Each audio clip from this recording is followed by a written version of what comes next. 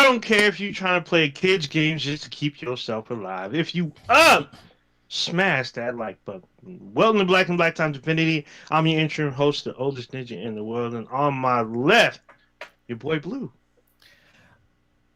You know humanity is horrible when they have to have speed bumps in front of grocery stores. I'm just saying, why are they there? Damn.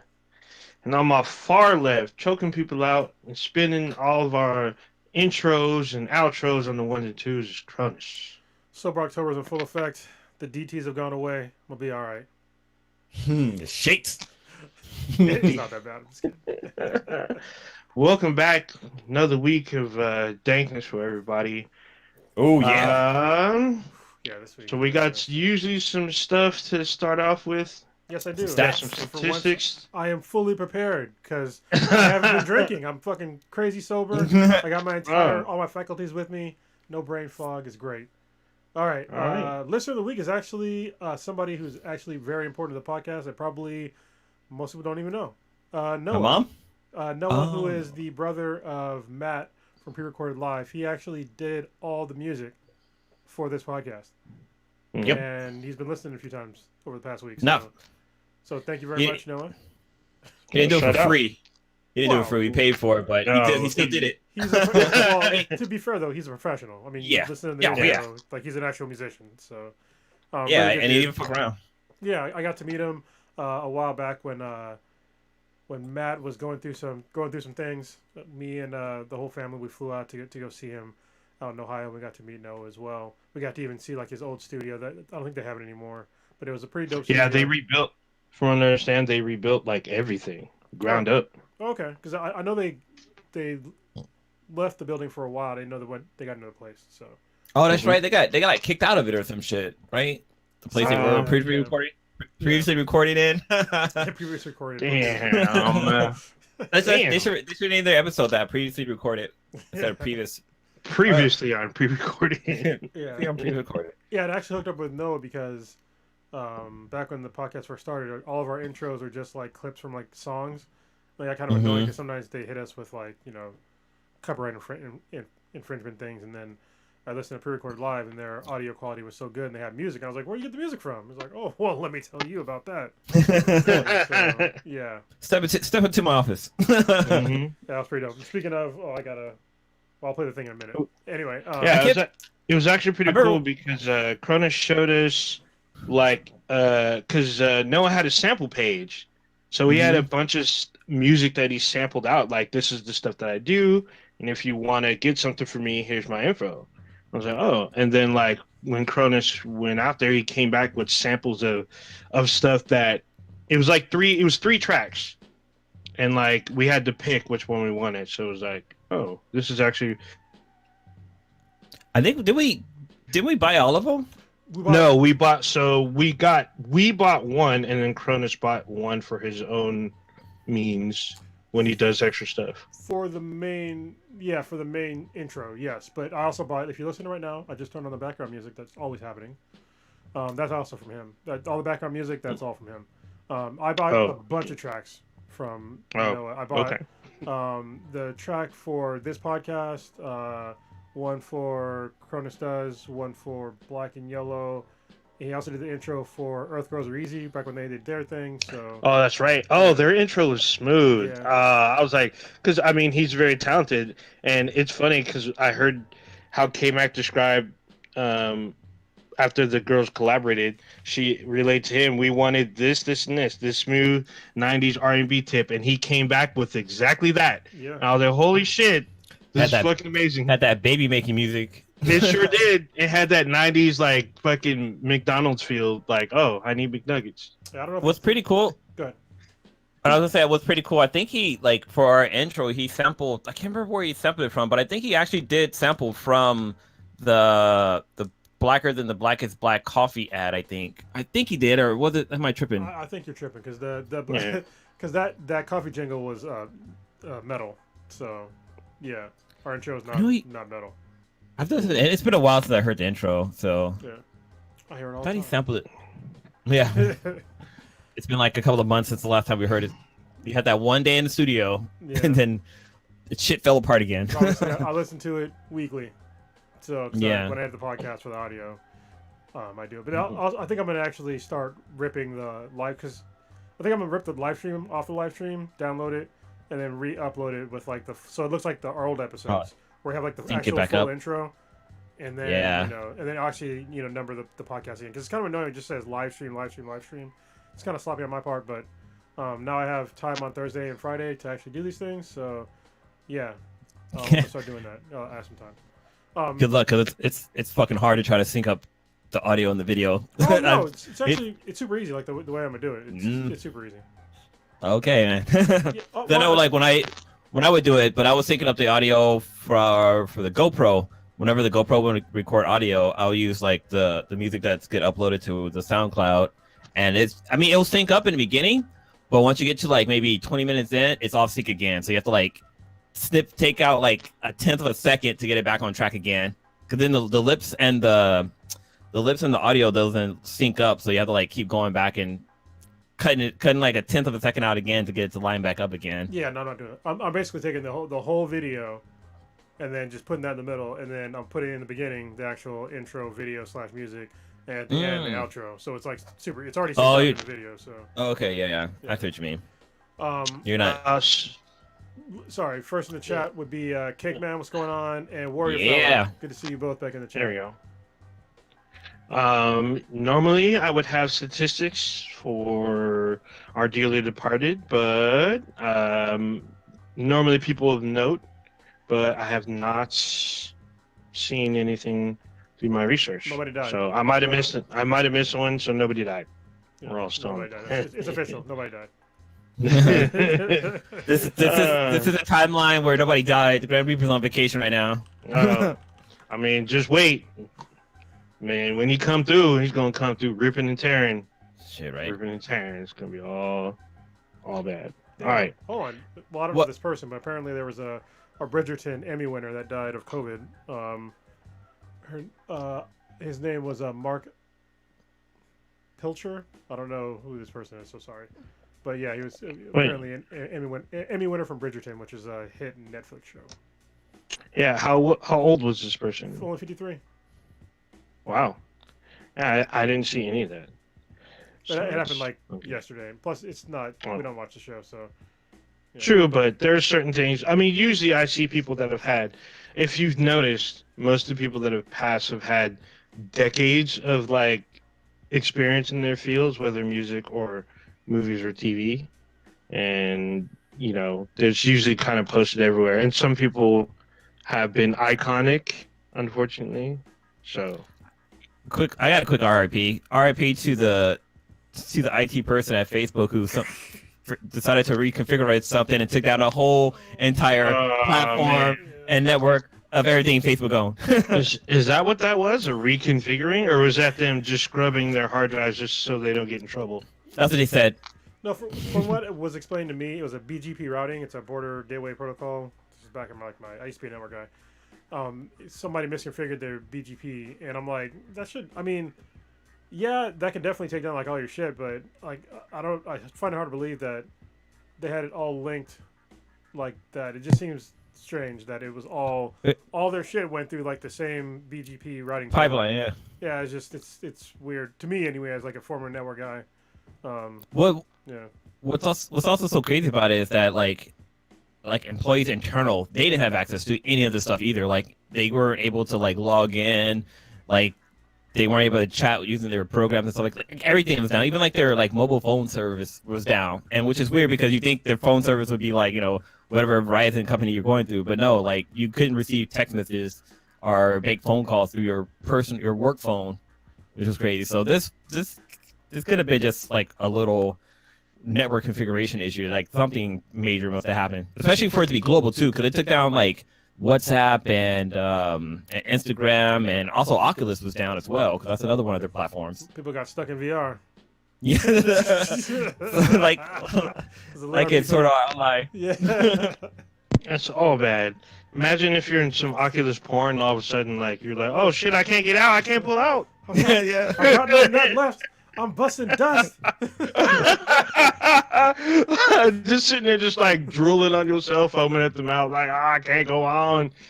It's all bad. You know, I wonder how many people were smashing in Sword Art Online. Like, how many people were up in there? Cause we already know, like, the two characters. You know, they got together once they got out, but, you know, I wonder who was in there actually smashing. Actually, I wonder if they even had genitalia to be able to do stuff like that. That'd be super I don't annoying know. if they didn't. Yeah. Imagine if you couldn't I have mean- any, you couldn't even jack off. That'd be awful. Oh, yeah. I probably would have just killed myself.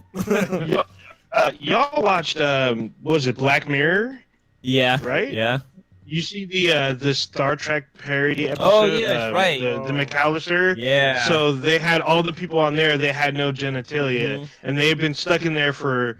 They had no idea how long they're in there, but they said they tried everything by rubbing their like areas together. Nothing. They're all slapping it and shit. Yeah, I remember that shit. But I think once they got out, they actually got their parts back, and then they like. Once it reset. Once it reset, they reverted to like their version 1 selves or whatever. That's probably one of my favorite like Black Mirror episodes because it's longer than most of them, and I've seen it more than once. It's actually pretty dope. Wait, does that guy play Homelander? No, right? No, Okay. different guy. Okay. So the guy,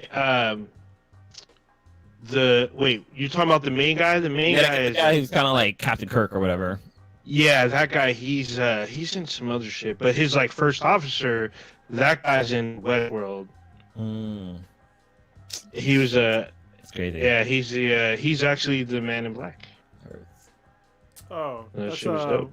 something O'Neill, right? Forget his name. He's a pretty. Something like that, yeah. He's been acting for a long time. Yeah. He's a Mhm. good actor.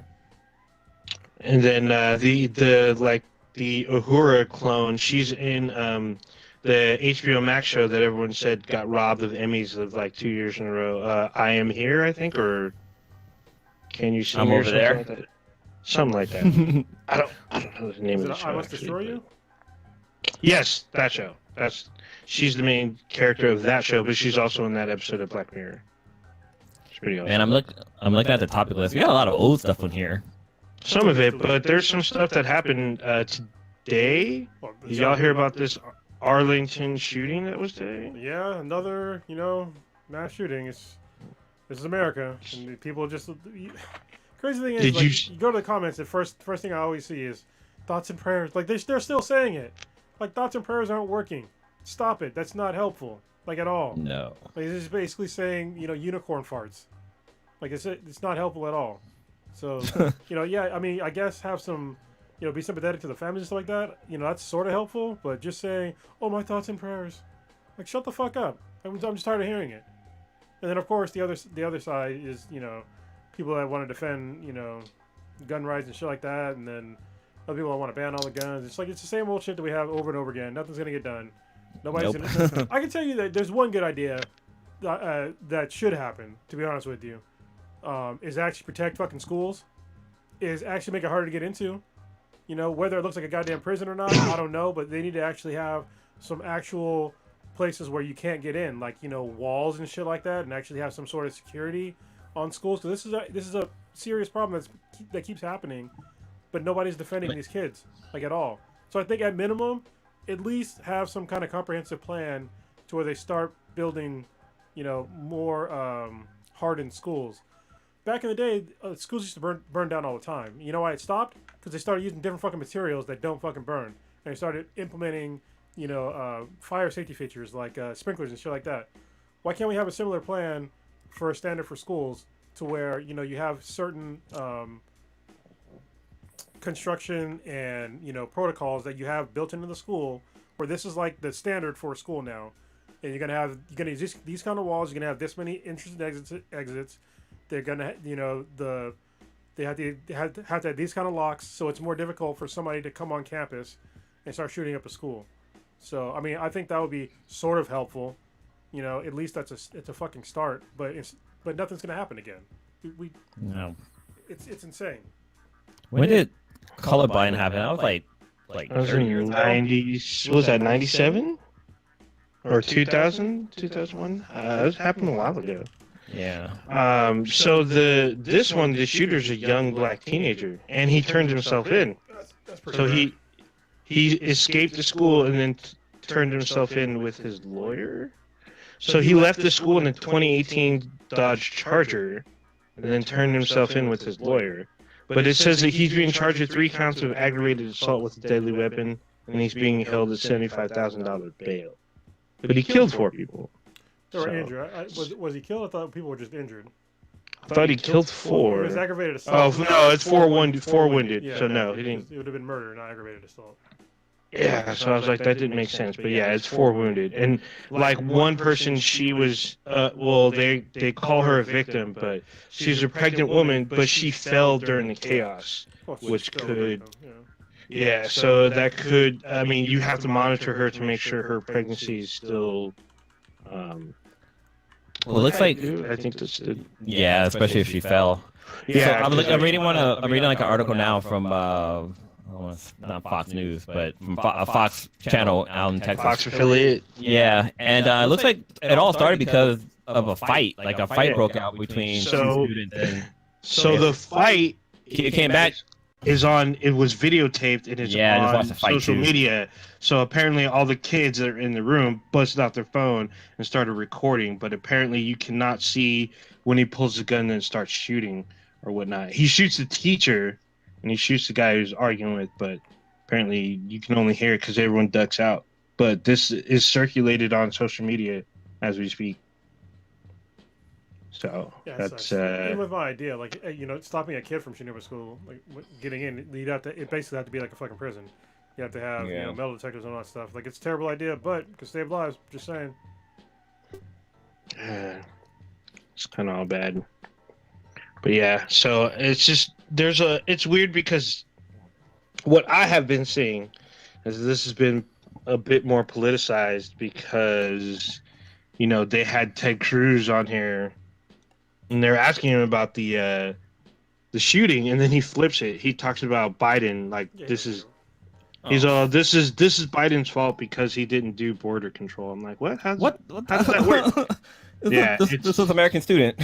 Yeah, shit like that doesn't make sense, and I'm just like, what the fuck? Like, and then I guess the mayor had said something stupid too, and it was just like, it's just fucking disgusting.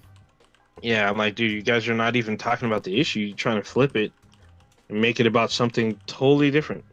Yeah. That's super political versus, actual people getting shot and hurt. So. I wonder how far. Hold on. I'm trying to see how far Arlington is from the U.S. border. It's probably far as fuck away. It's in the Dallas-Fort Worth area, or it's near Dallas-Fort Worth. So, and it is 20 miles from downtown Dallas. So. No. Oh, it's 100 miles, I guess. Yeah, it's. Anyway, yeah. I know. Yeah, Texas is pretty fucking big. If y'all didn't know. Yeah. Yeah. So that's all. I don't know exactly where Arlington is. Actually, I can look it on a map. But yeah, people think that Texas is like small for some reason, but it's gigantic. Yeah, they're like the second largest state in California, in America. In the nation? Yeah, it is. Yeah. Yeah, it's nowhere near the fucking border. Like, nope. It's closer to the Gulf of Mexico than it is to Mexico. So, yeah, that's people are so dumb.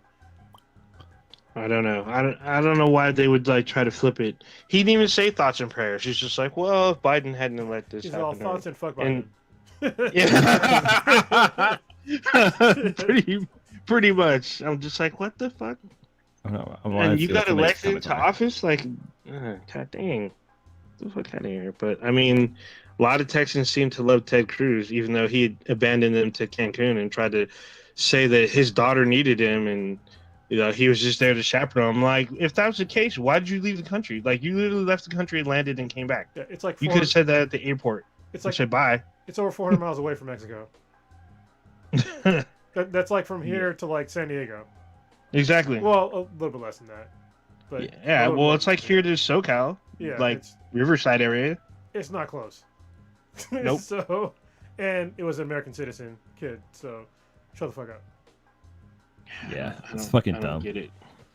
I wonder if there's a little bit more to this kid's backstory. Like, I guess I'm trying to find out if he left. Did he leave and come back with the gun, or did he have the gun on him? So he had, I guess he had the gun on him in the argument, but he left the campus during the confusion. But then he turned himself into authorities. but he managed to get a lawyer, or maybe he had a family lawyer. That part, I don't know those details, but I do know that he turned himself in, and he had apparently a lawyer present. Or probably he's probably gonna plead self-defense if he was getting like, he was in a fight or getting jumped.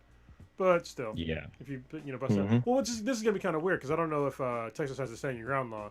If it does, it's gonna be like, oh yeah, that's gonna get real interesting. But he's also real black, so. Well, he's I'm just 18 saying- though. also. Is he 18 or was he 15? No, it says he's 18. Oh, okay. Yeah. Wait, hold that's up. gonna Let's be. see. Yeah, I know he was a teenager, but obviously. Yeah, so he's 18, but I think the person who was critically in critical condition was 15. Yeah, Okay, he's probably maybe pretty that's- fucked. So even in self-defense, if you injure somebody that is not the person that is attacking you, that's probably a problem. So, but I'm not a lawyer. I'm just saying. Oh, look at the fight video. It's pretty intense. You're looking at the video? I don't know which ones. I'm not sure which one is which. Yeah, it's on Twitter. Yeah, I've of course it's on Twitter. Twitter ain't So real. you just look for the Twitter just look for the Twitter ain't real. Yeah. we don't have to talk about that in a little bit, but Yeah, I can't tell which kid is which. It's hard to say. I'm sure if you have the sound on, you'll be like, oh, you'll hear the gun. Well, one kid's getting his ass fucking handed to him. I'm sorry. Oh, it was a fist fight. One kid is getting beat up, and it just ends, and there's no point where the gun is pulled out or anything. Oh, yeah. That is a pretty crazy fight in the middle of a classroom. Yeah. Oh, you're both watching it then. Yeah, I'm watching. Yeah, this dude's definitely getting his ass whooped. It's all bad. This is the thing. It's like, I don't know. I always feel bad when like somebody's covering up and clearly not fighting back. It's like it's over. You know, you can just stop. Yeah. I think people that don't know when to stop. It's like, yeah, sometimes you might get into a fight. I get that, but when you clearly beat the person, it's like it should be over. No, they want to keep going, make a statement. Yeah. Well, people like to humiliate people, and like dominate them. So it's the American way. Mm-hmm. Yeah. I mean, shit, that's how a lot of fucking land and shit's taken from people. We can go. Yeah. We can do a whole podcast on that. Oh shit. Yeah. I was about to say, didn't y'all do an episode on that?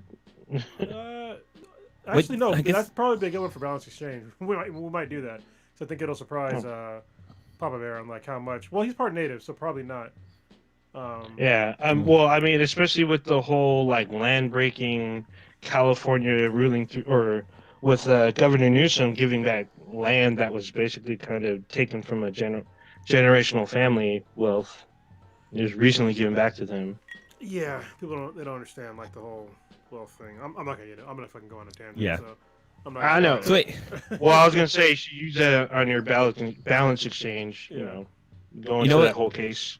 it's really crazy. Something I just noticed. So right now we're using Google Meeting for doing this podcast. Google And- beating?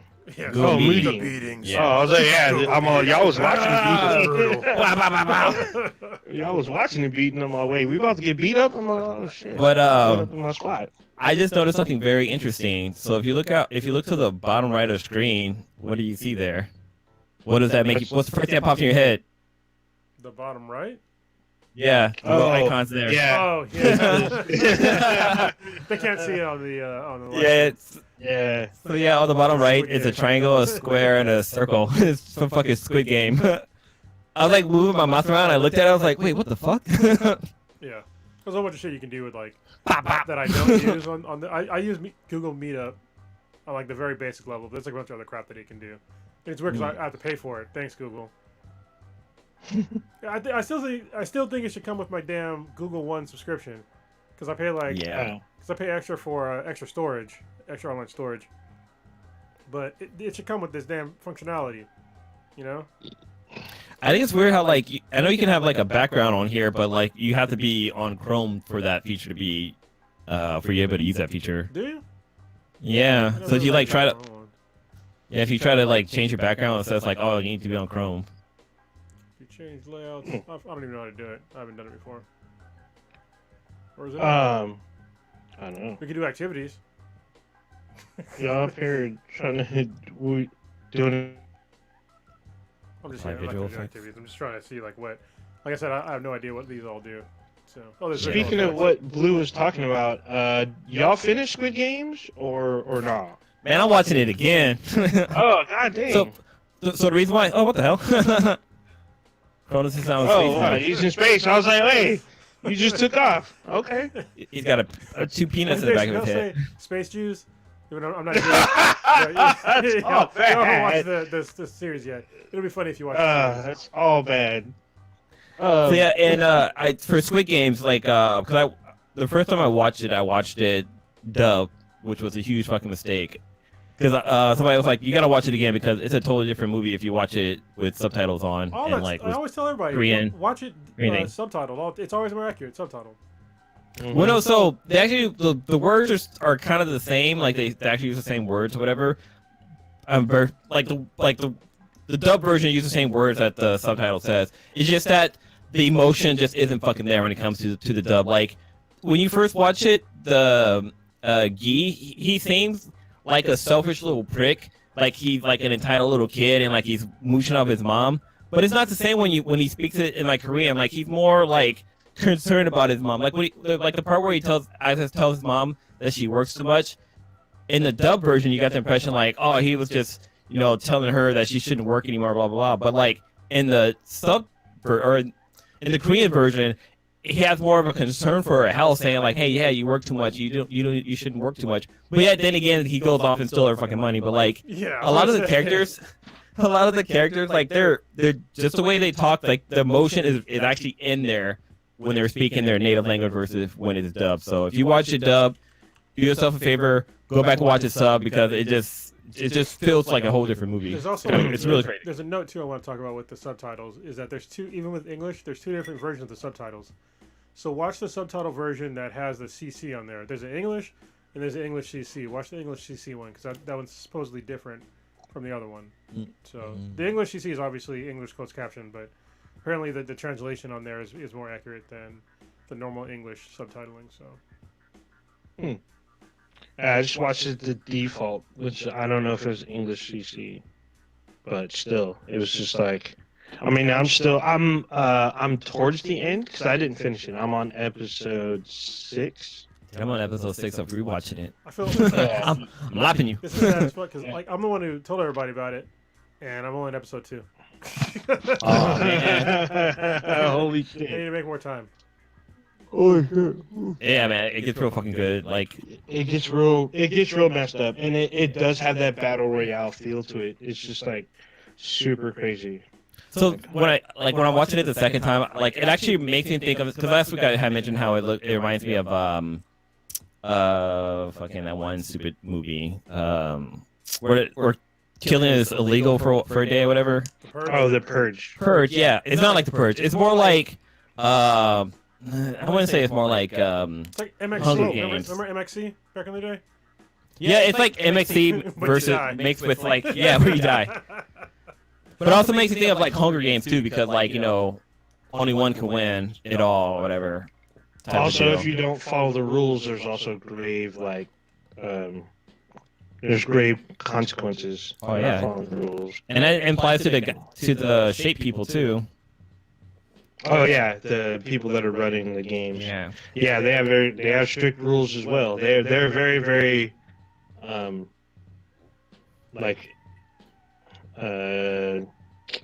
it's like run like almost like a core or something. It's very like it is very strict and very like rule orientated, and they're very timely. Everything must be done on time, and if it's not, then it's there's consequences no matter what.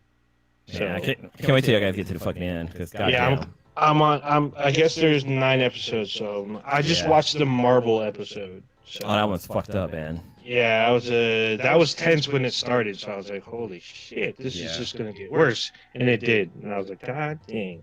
When they started playing a marble game, I was like, holy shit, I remember playing this as a kid. Like, you dig a little hole and everybody try to shoot their marble into the hole without and then shoot other people out. I remember there's numerous iterations of playing marbles, and that's what they did. They played different marble games based on who you're with. So it was interesting to watch. So. Well, like what's cool about that part is that you got to choose the game. Mm-hmm. Like people just went with like, you know, guess how many marbles are in my hand versus like actually playing fucking real card knickers, like pop, Yeah. Oh, there's also the wall one, like who can get closest to the wall without hitting it. Oh, that was fucked up. Yeah, that one's messed up too. But I mean, there's that game. You know, you can still play it.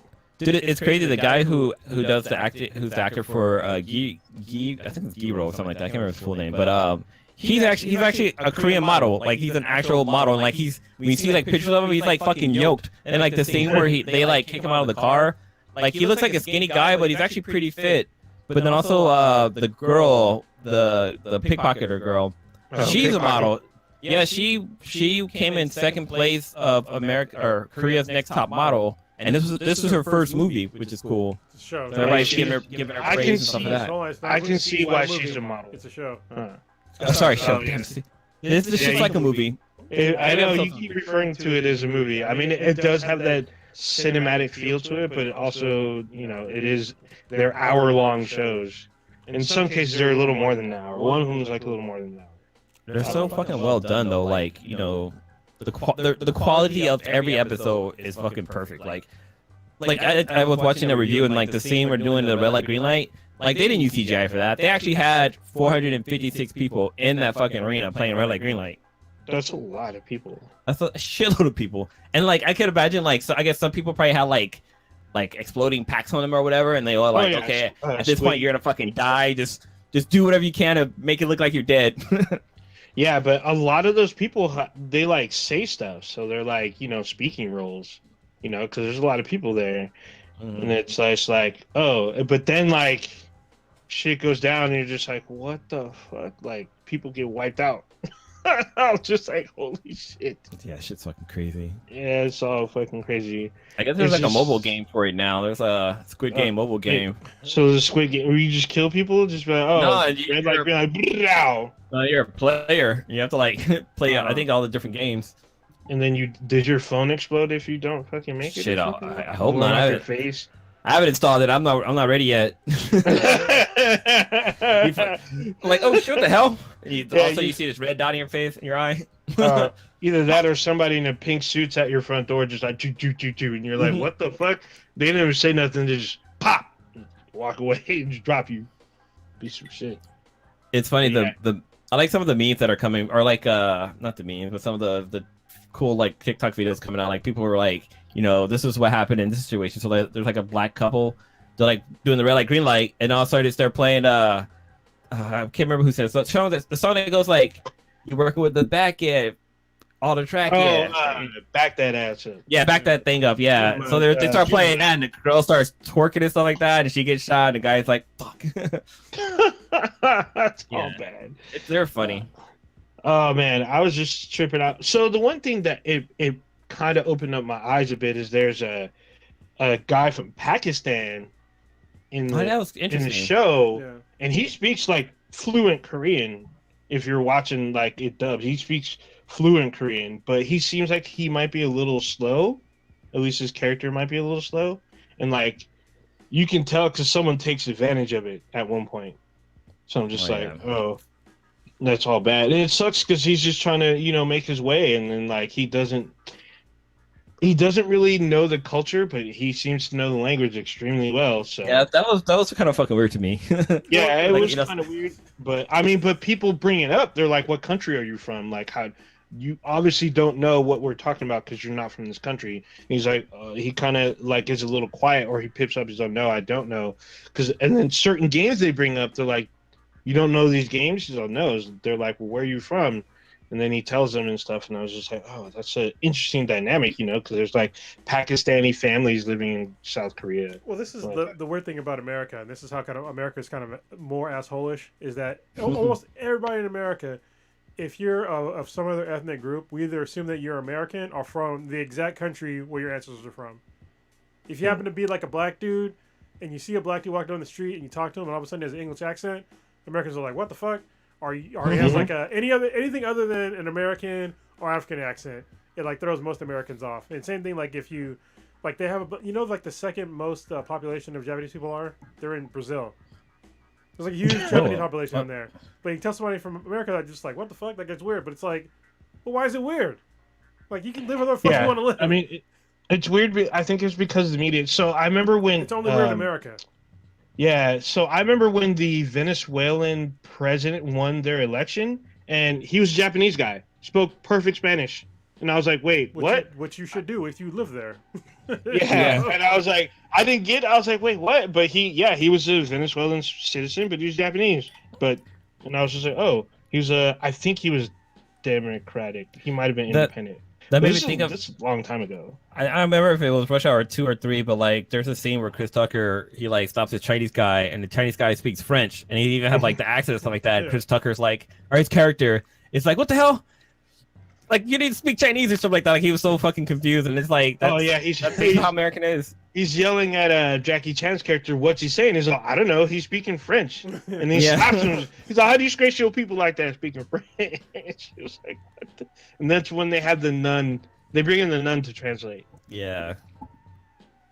So yeah, I guess gotta finish Squid Game. It's a really great fucking show. I'm pretty close. I know that Stitch is heavily into the show. I guess he powered through it in 2 days. I'm on like my third day. Yeah, I'm just like some of it. I was reading in between too because I was trying to finish one of my books, and I needed a little bit of time to soak some of that stuff in. So I was just like, holy shit. The sort of heavy episodes. It's like it's like a lot of shit happens that it's like it's dank. Yeah, but then the thing is, the more as you go on, because if you're only on episode 2, things just get danker and more fucked up as you keep going. So I'm just like, holy shit. Well, there's like a B story that like arises. And I'm just like, fucking A.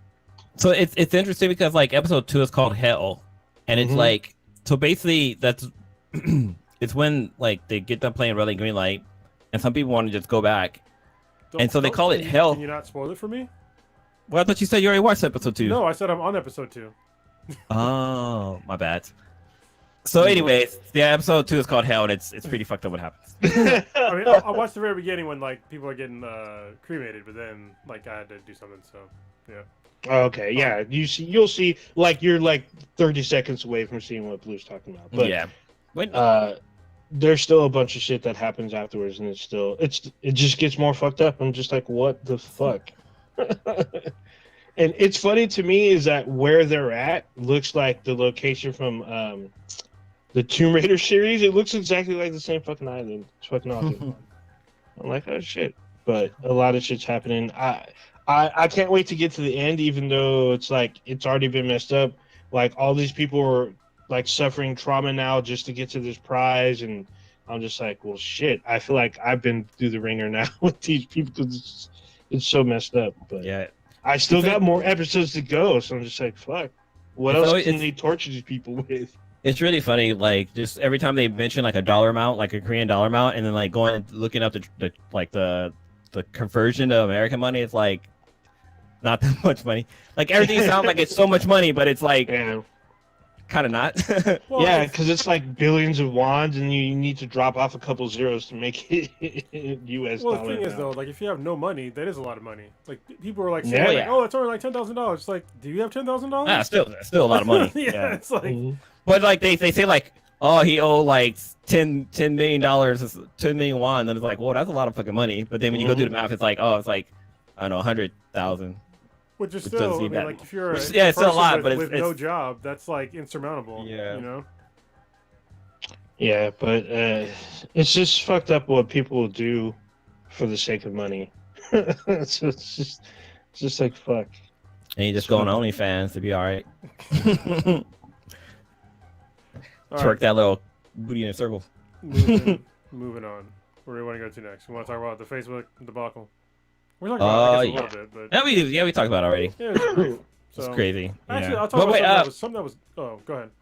Well, I was just gonna say that during that whole time, like their whole system was down for like 6 hours or whatever, and like I guess their stock dropped 4.9%, and they were saying 6% at one point. The last thing I heard was 4.9, but like apparently that whole time frame, Mark lost $6 billion. I don't know why people say. All right, so people they don't seem to understand like the way that kind of money works. He didn't lose shit. Like he literally lost nothing. He only loses it if he happens to like take out a stock, which he's not gonna do. I guess his net worth dropped. Well, it's his net worth might have dropped, but it's like the money basically doesn't exist. It exists, but it doesn't really exist. It's like this weird gray area because he put unless he takes it out, he hasn't lost anything. You know, and it was something that he's already gained so much more than he lost that one day. Like he gained like probably 10 times that amount last year alone, probably way more than that. You know, and so it's like barely even a dent in anything. So everybody thinks like, oh look, make fun of Mark Zuckerberg because he lost X amount of billions of dollars. Like, no, that's not going to affect him in any way, shape, or form, like at all. Just because his stock price dropped, it's not going to affect him at all. He's fine. So. I mean, he still got $116 billion to pretend money. So he lost. He even if you believed in this, fake bullshit, he lost less than 10% of his total net worth. It's less than that. It's less. I think it's less than 1%. Yeah, it's less than 1% of his. I'm pretty sure. Because he probably went from like 120 billion to like 118 billion. Yeah, hold on. Let's in a day. Mark Zuckerberg net worth. He said it was 100 and something, right? 116 billion dollars. I was taking a guess. 116 billion. 116. Yeah. He lost less than 6% of his total wealth, if he even lost it. So it's just like that's nothing. Well, if I give you $1, if I give you $100, it's losing less than $6. You lost less than $6. Ooh. Yeah. But that on top of that, the following day, it's like they're gonna gain money. So he's gonna get that shit all right back. So. But then there was also the whistleblower thing that had posted as well. That 60 the night before. Yeah. Super ironic. I know a lot of people were like, "Oh, this is an inside job." Inside. I mean, obviously, if this person's reconfiguring and brought down several companies with this reconfiguring, then it was an inside job. But was it intentional? Probably not. I mean, conspiracy theorists are probably gonna be like, "Oh, this person worked for Q," or some stupid shit. But you never know. I mean, I haven't heard anything about what happened. I just heard that it was down and what it affected and whatnot. But they were back up and running by the end of the day. So I mean, I know they were saying that it was BGP routing, but just like I said, I doubt it. And I know that people were like rebooting servers that were publicly known at this point. That they rebooted servers from like that's a terrible idea. If you have an outage, you have no idea what happened. Like, don't just start rebooting shit. Like, you need to understand like the actual issue before you start. Because I've had issues before. When I used to be a disaster recovery guy, where I had a rogue admin, and he changed a bunch of shit on our domain controllers, and he changed a bunch of stuff, and he deleted the logs on what he changed, which is terrible. Oh shit! So one day we had a power outage, brought down our whole site, and I'm the disaster recovery guy, so I have to restore stuff. We get everything back up, and normally when we have a power outage, you bring stuff up, it starts working again, but all of a sudden, like, nothing was working. Like, our DNS servers were down, domain controllers were all messed up, Active Directory was all screwed up, like, nothing was working. Like, it was a hard stop for our company. It took me 72 hours straight work to find a valid backup set to get to a point to where before he made the changes. 72 hours for me to find a valid backup set. So, so you can't just, and that was after just a reboot. That's basically what happened was the power outage reboot and all this shit hit the fan. So yeah, rebooting stuff when you don't have a solid grasp on what the actual problem is a terrible idea. Their disaster recovery plans are obviously awful. This is going to be a case study on what not to do in a disaster state. Like I was thinking why aren't they replicating anything anywhere? Like, or why aren't they going back? If it was a change, you have change control. I find it very hard to believe that Facebook would not have some sort of change control, especially when when you make global changes. You have to have some sort of change control. The first thing they should have done in this sort of outage is go through the change control logs. And be like, okay, well, what's changed in the past hour? Oh, it's this? Well, let's just reverse that. It's super easy, especially when it comes to like routes. It's just it's text.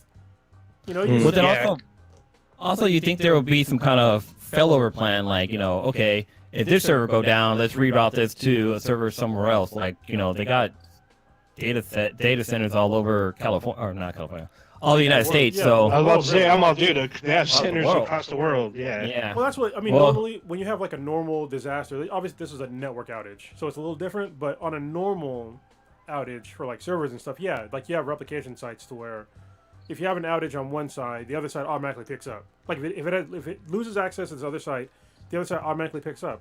So that's Yeah. another thing where it's just like it's kind of odd that they didn't have like a replicated, like network configuration. So obviously they're gonna have some problems. People are gonna be up at night figuring this shit out. So I feel bad for their sysadmins and disaster recovery.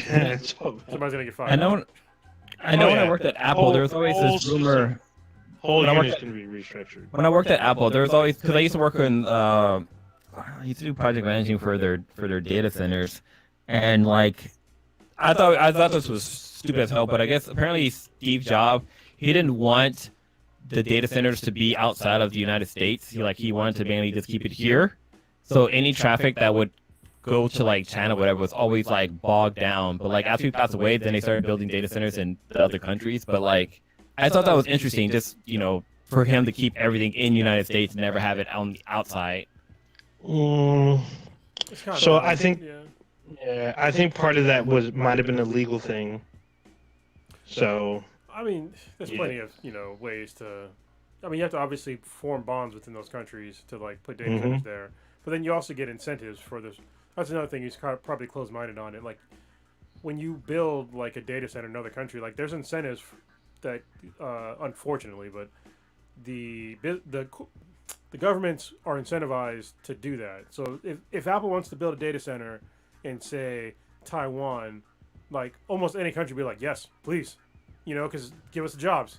So they're gonna give them like a preferred rate on loans and real estate and stuff like that, so they can get those jobs in those countries. And so yeah, that's probably opportunity lost for whatever reason. I don't know what his reason was, but it doesn't make any sense to me.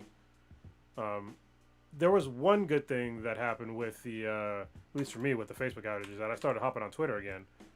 So I was like, all right, well, we'll see what's going on with Twitter on our main Twitter, account. And so I started interacting more with on Twitter. So if you saw, the Be the Meat Guy page more active in the past couple of days, yeah, it's been me.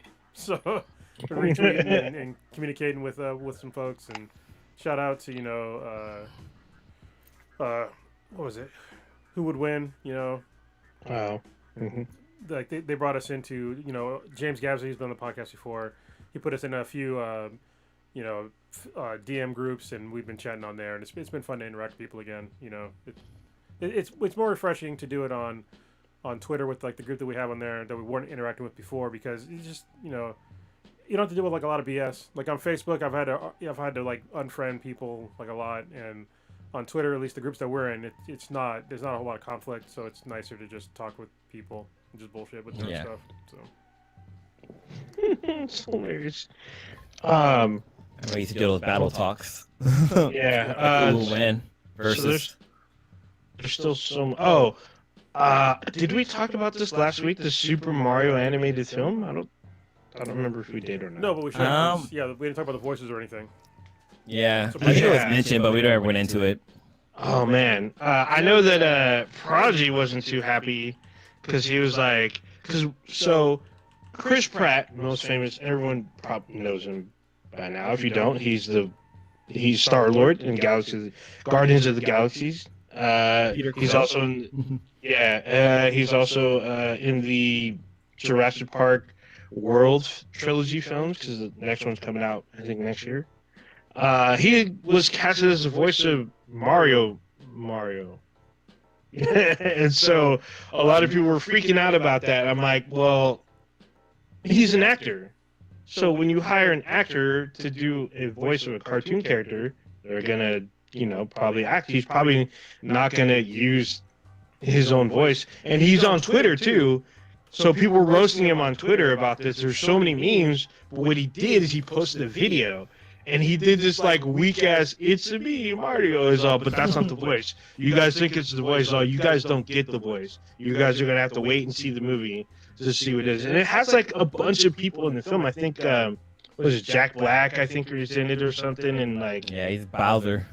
Yeah, he's Bowser. That was interesting to me as well. I forgot who's Princess Peach.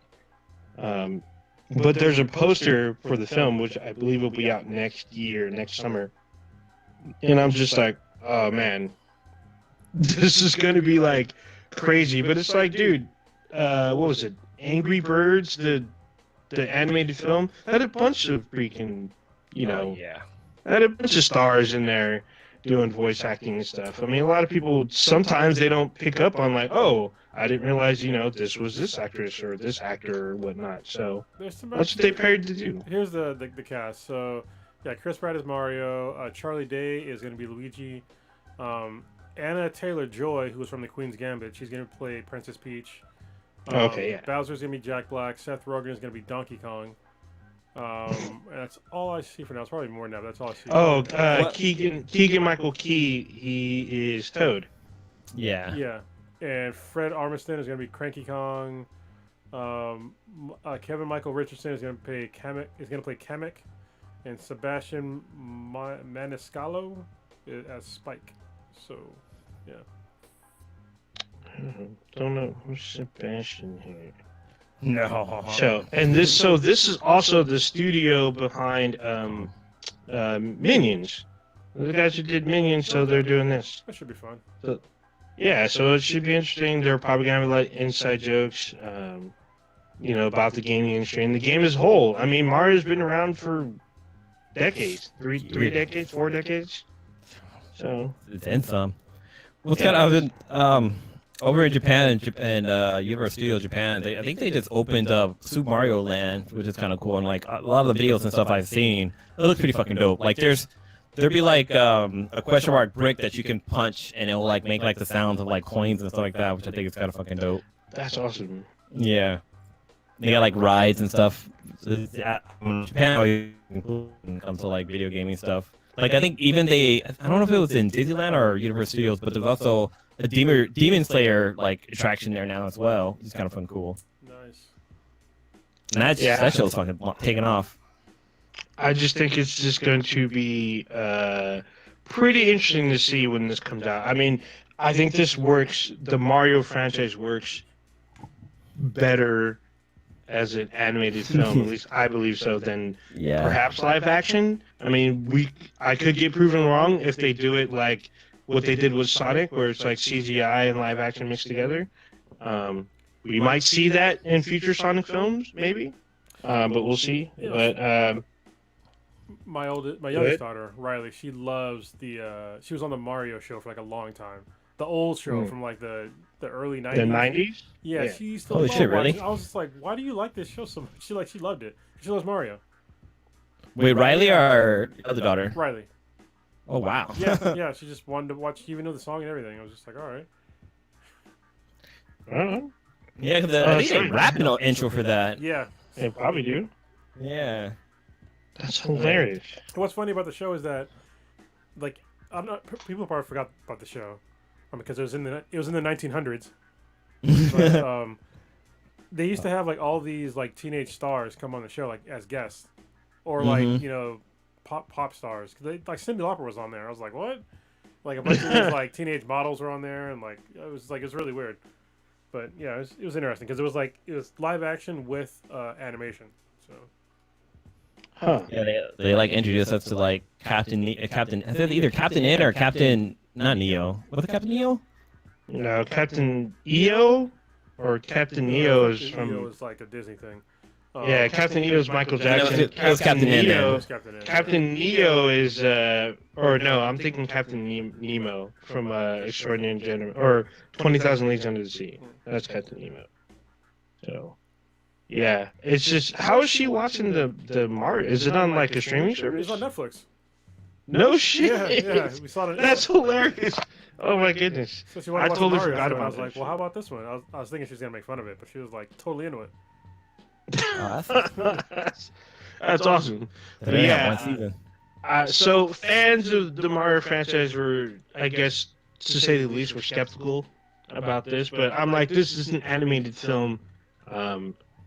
people are like, "Oh, Chris Pratt's not Italian." I'm like, so what? Like, there's a lot of actors and actresses that do not fit the same ethnic profile as their characters, but yet they provide the voice. So I don't see a problem.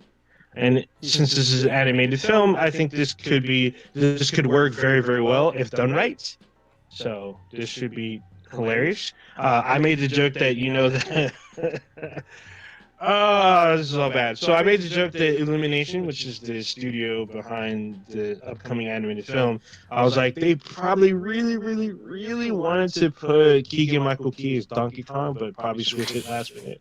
Wow. Yeah, I know I'm a terrible person, but I still think that's a fucking funny joke. I'm just saying. Watch the Chappelle. I did watch Chappelle. I mean, man. Let's talk about that without spoiling it. We'll talk about it. Yeah. I haven't had a chance to watch it yet. Yeah, so The Closer, which is Dave Chappelle's last show on his contract for Netflix, his last stand-up special on Netflix, dropped yesterday. And it is controversial for the wrong reasons, which is funny because he even talks about it.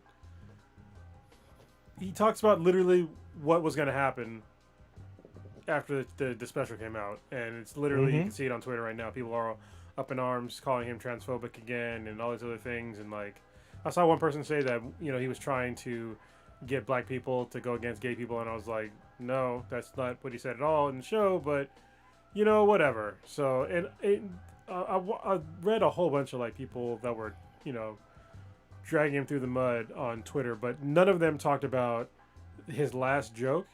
And the last joke that he has on there is super important to him, and like it should be more important to trans people and what happened to someone. And it's just I can't ruin the whole. I actually ruined the joke myself because the whole setup because I looked up what he was talking about and I was like, God damn it. But you didn't know? You didn't know? But I did not know. So I'm just gonna say I'm not gonna go into detail, okay. But I talked about it on the podcast, like when it happened. So because it was all over the news, it was everywhere. Because that person's from the Bay. Yeah. This particular person he was talking about. So yeah, it's funny that they didn't mention anything around that at all because they just wanted to have talking points to trash Dave Chappelle. And not like that was a way larger issue, and they totally missed the point on what he was talking about. Next week I'll talk about exactly the details, but I'm not. It dropped yesterday, so I can't talk about it. But yeah, it was. I think the show, to be honest, it started kind of rough, but it got better as it went on, and yeah, I thought it was still is a good special. It's not his best special in my opinion at all. But it was still good. I know it's gonna take some time off, but he's still a really funny dude, and I think that people getting mad about a comedian saying funny shit, especially when people are just missing the point on what he's saying, it's kind of messed up. He even made the point that you can kill. I'll spoil kind of one joke, but it's already out there on Twitter. But you can kill somebody that's black, but you can't hurt. Nothing will happen. But if you hurt a gay person's feelings, it's a big deal. It's all bad. There's like, is there any argument there? No. Not really. Yeah. I mean, a lot of people on Twitter are definitely arguing about it, but apparently, I've seen it. They've been arguing a lot about that joke. That's one of the huge talking points that's had, like, set Twitter ablaze. There's literally like 4 different talking points that have set it ablaze. And what's kind of, I think it's because this other comedian, who's probably not as big, or maybe there are, I don't think a lot of people know this comedian. She goes by Flower Monroe. She's a trans woman, and she attacks the LGBTQ community because she literally has a segment where she says we need to get our shit together. And I guess Flower's been on the Breakfast Club, the morning show on the East Coast in New York City with Charlemagne and everybody. He's gone on there and just, talked about certain talking points that were kind of similar to what Dave Chappelle's been talking about. But nobody says anything. No one says anything about. At least I've not seen anything.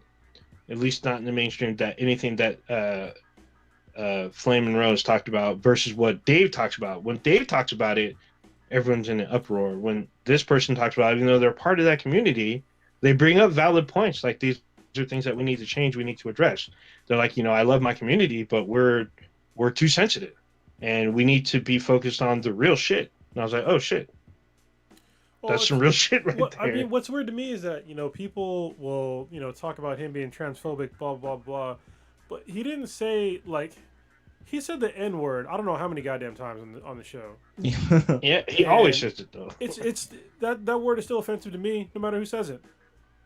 But he didn't say the other F word at all. He didn't use any derogatory terms towards trans people at all, or any LGBTQ person like at all. No, Letter people. No derogatory terms at all. But he drops the N word constantly, and nobody sees like this is literally like what he's talking about. Is that you can say these disparaging things about black people, but you can't say anything anywhere in that close to that realm for that group of people. You know what I mean?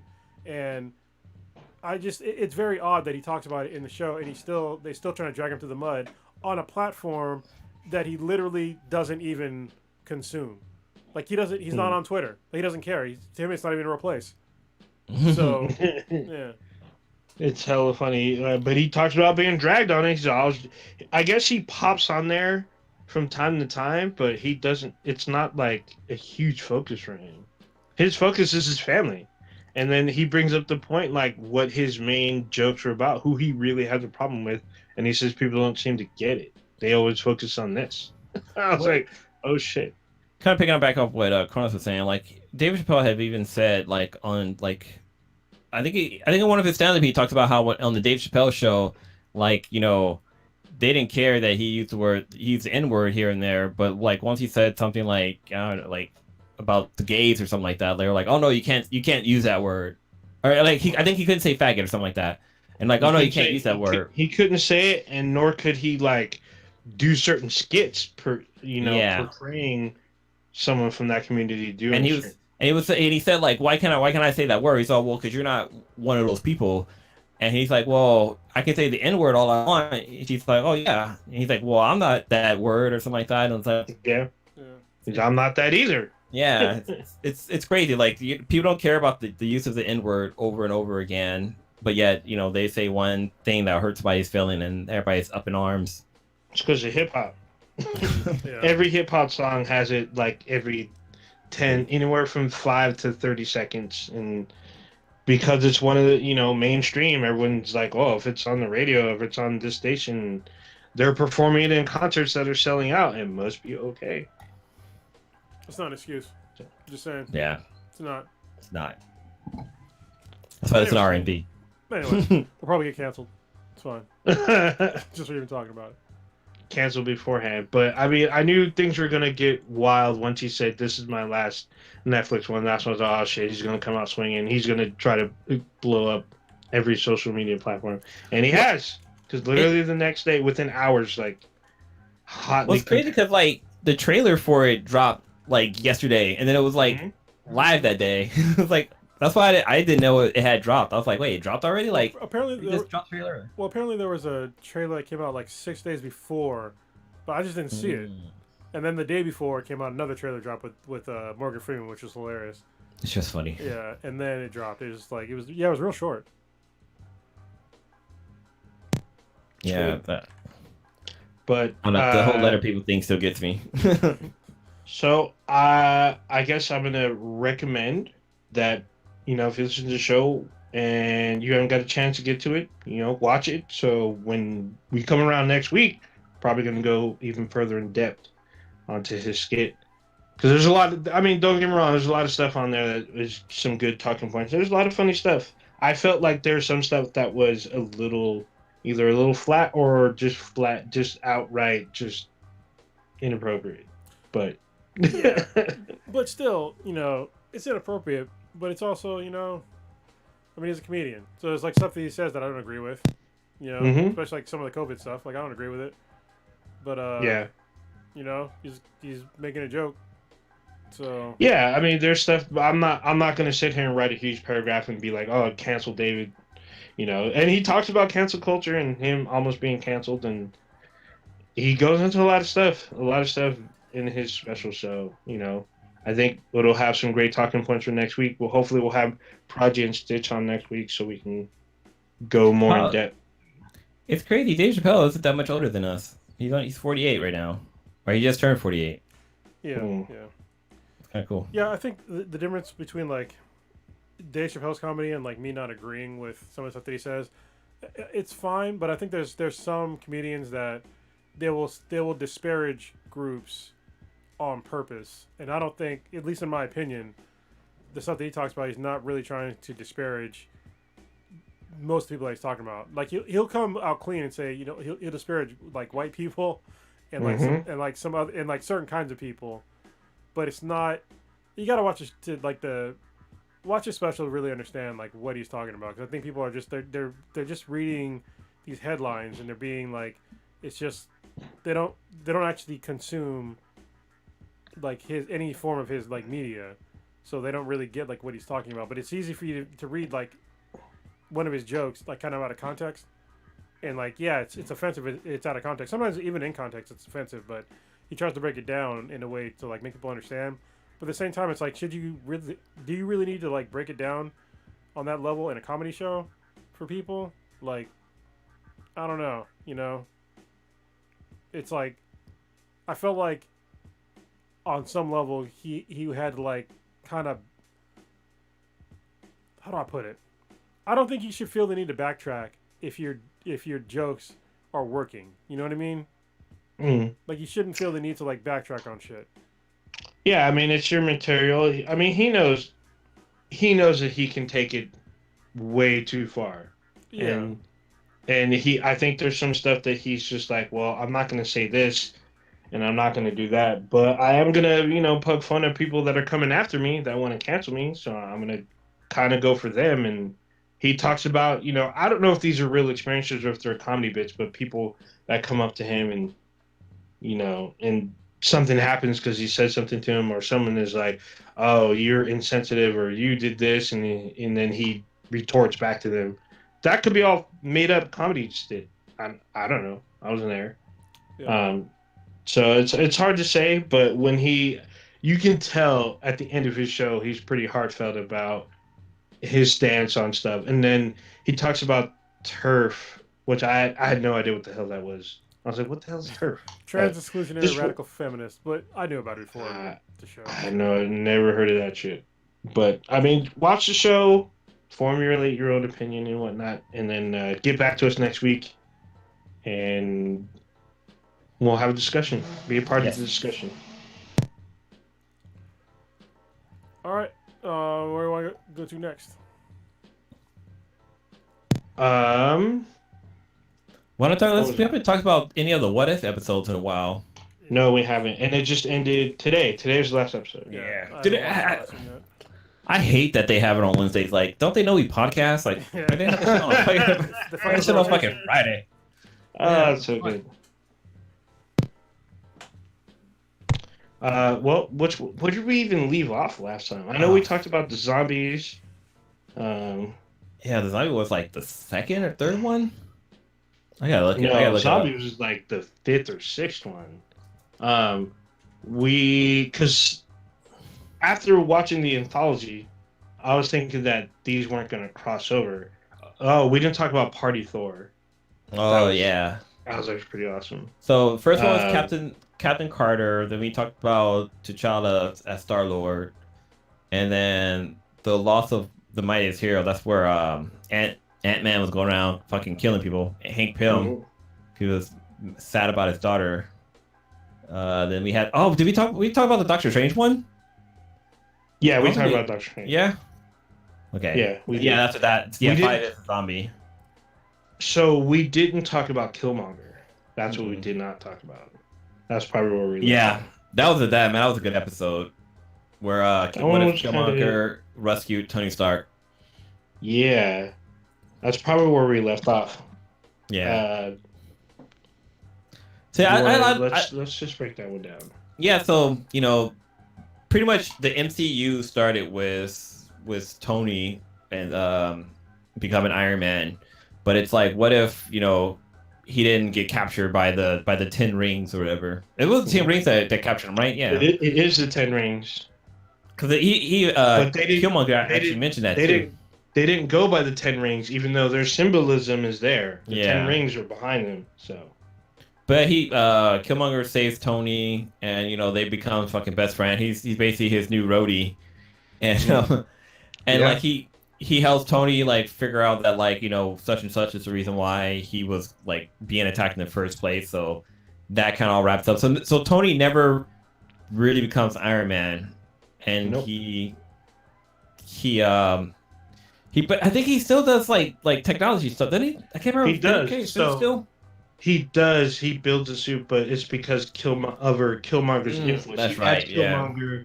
So he replaces Happy with Killmonger. Mm-hmm. So Killmonger's like his lead, security guy, but he's an army guy. So they basically build like an army of suits, but then they like. But these suits are kind of like what was it the Hammer Corporation built? Yeah, they're I mean they're kind of like the Hammer Technologies, I think. Hammer Tech, yeah. And then, but the thing is, they thought they ran out of vibranium from Captain Britain's shield or Captain America. I don't even know. I think in this universe, Captain America was still. But Killmonger had vibranium on his neck. He had his father's ring. That's true. So they used some of that to build like crazy tech. But then Killmonger, who's smart, brings in like a Trojan horse into the network because he builds his own like networking system, and then Tony integrates it. Yeah. But then like there's some things that are happening that Tony suspects, and then when he confronts Killmonger about it, he exposes him, and they get into a fight, and then Killmonger kills Tony Stark. Yeah, but like by him killing Tony Stark, like the government basically sees all of Stark Industries like technology to continue building out these robots because they said that it was Wakanda that killed Tony because it was a Dora Milaje. Yeah, because one of their spears was what killed Tony.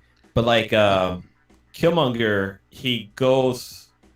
Actually, it's not even Killmonger. I think it was Rhodey that went, but like they went to go meet up with Homeboy to get some vibranium. Rhodey and Killmonger meet up with Claw.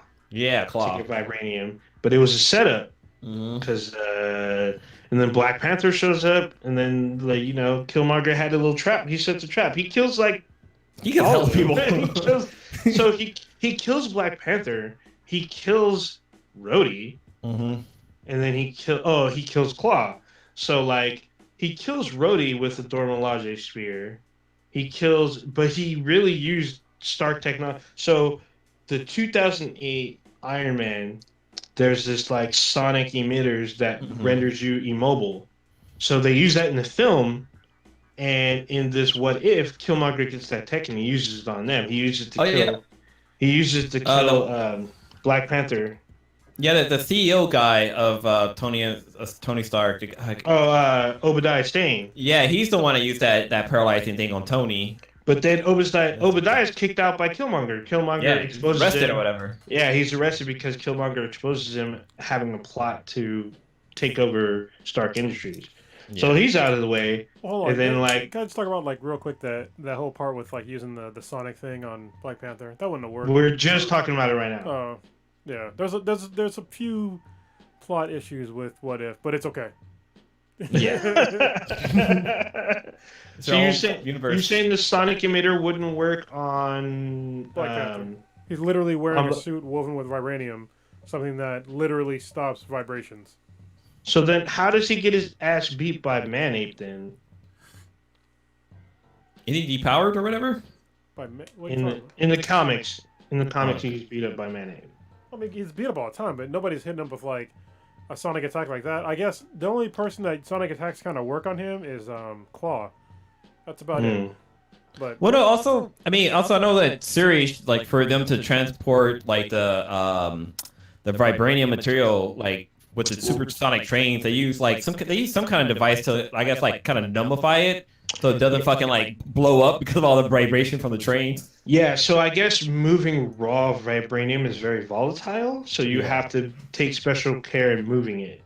And then refined vibranium is fine. You can use it and make it manual to build weapons, tech, and other industrial uses and electronic uses. Wait, did Black Panther have his mask on when You know what? I don't remember. Thing. I think he did. I thought he had it on, then he took it off to show that he was affected by it. I was just like, well, first of all, why are you taking it off? It should be helping you.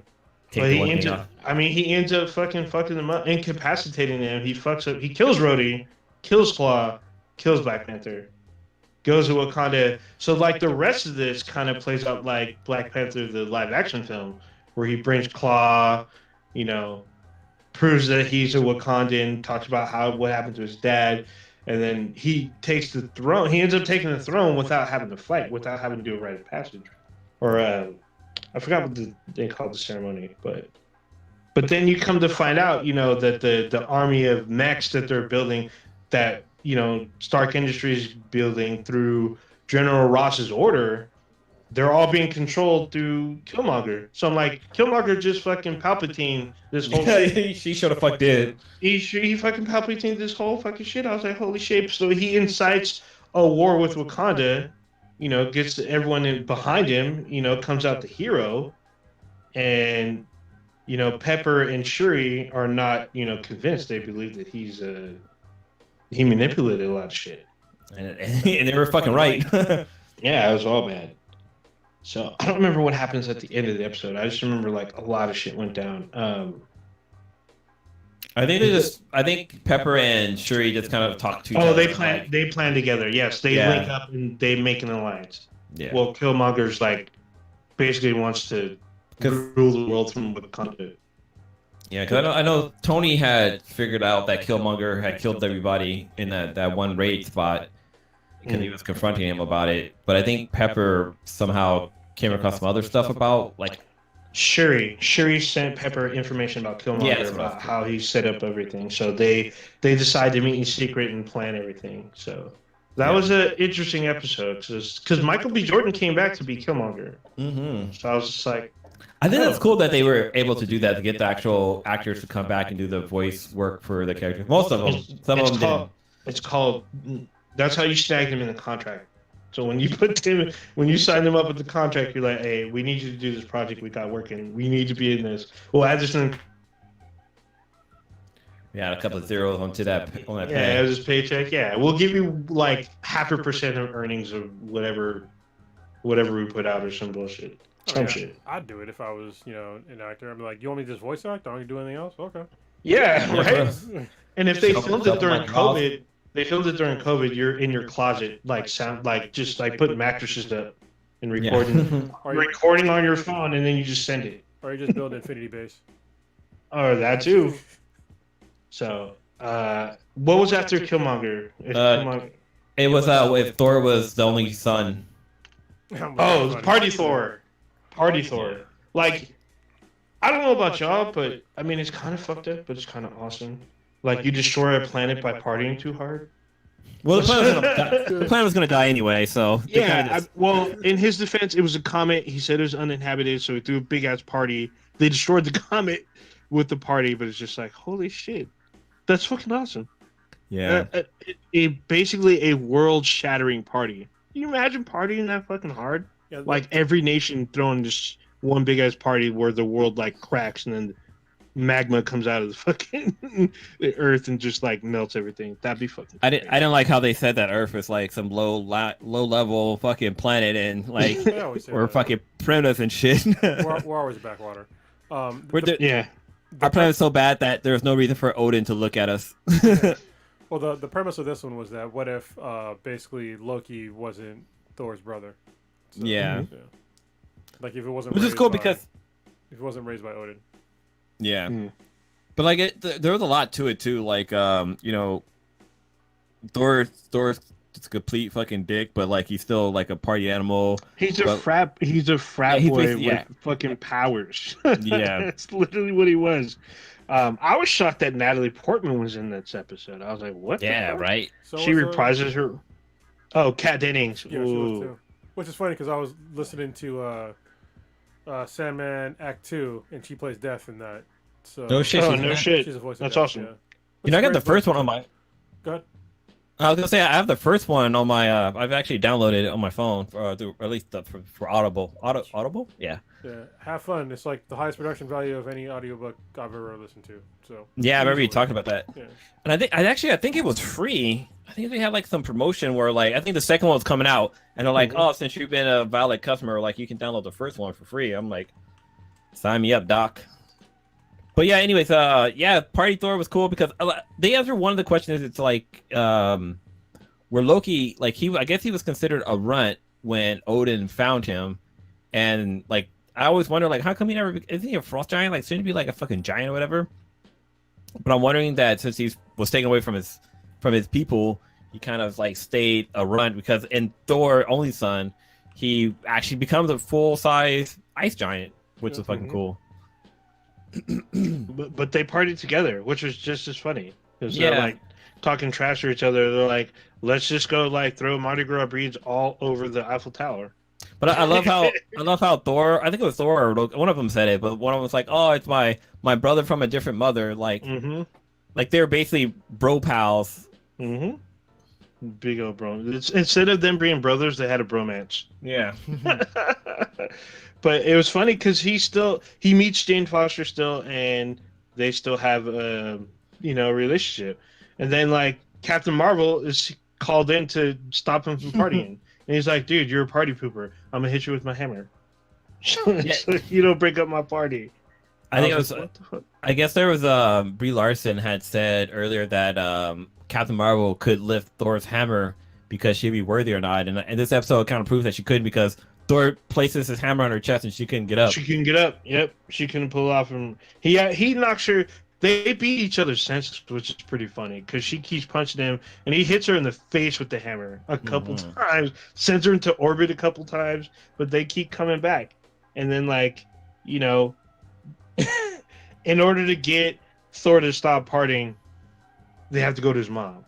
They go to his mom when she's on some like coven retreat. They pull the ultimate party foul. Fucking oh yeah, you gotta call the parents. Yeah, and she gives him time too. She's like, all right, once I'm done here, I'm coming over. Everything had better be in order. And he's like, what? And then that's like the worst thing in a party is getting people to help you clean up. Nobody wants to clean up when you're throwing a party. It's your party, your mess. I'm out. Yeah. Peace out, man.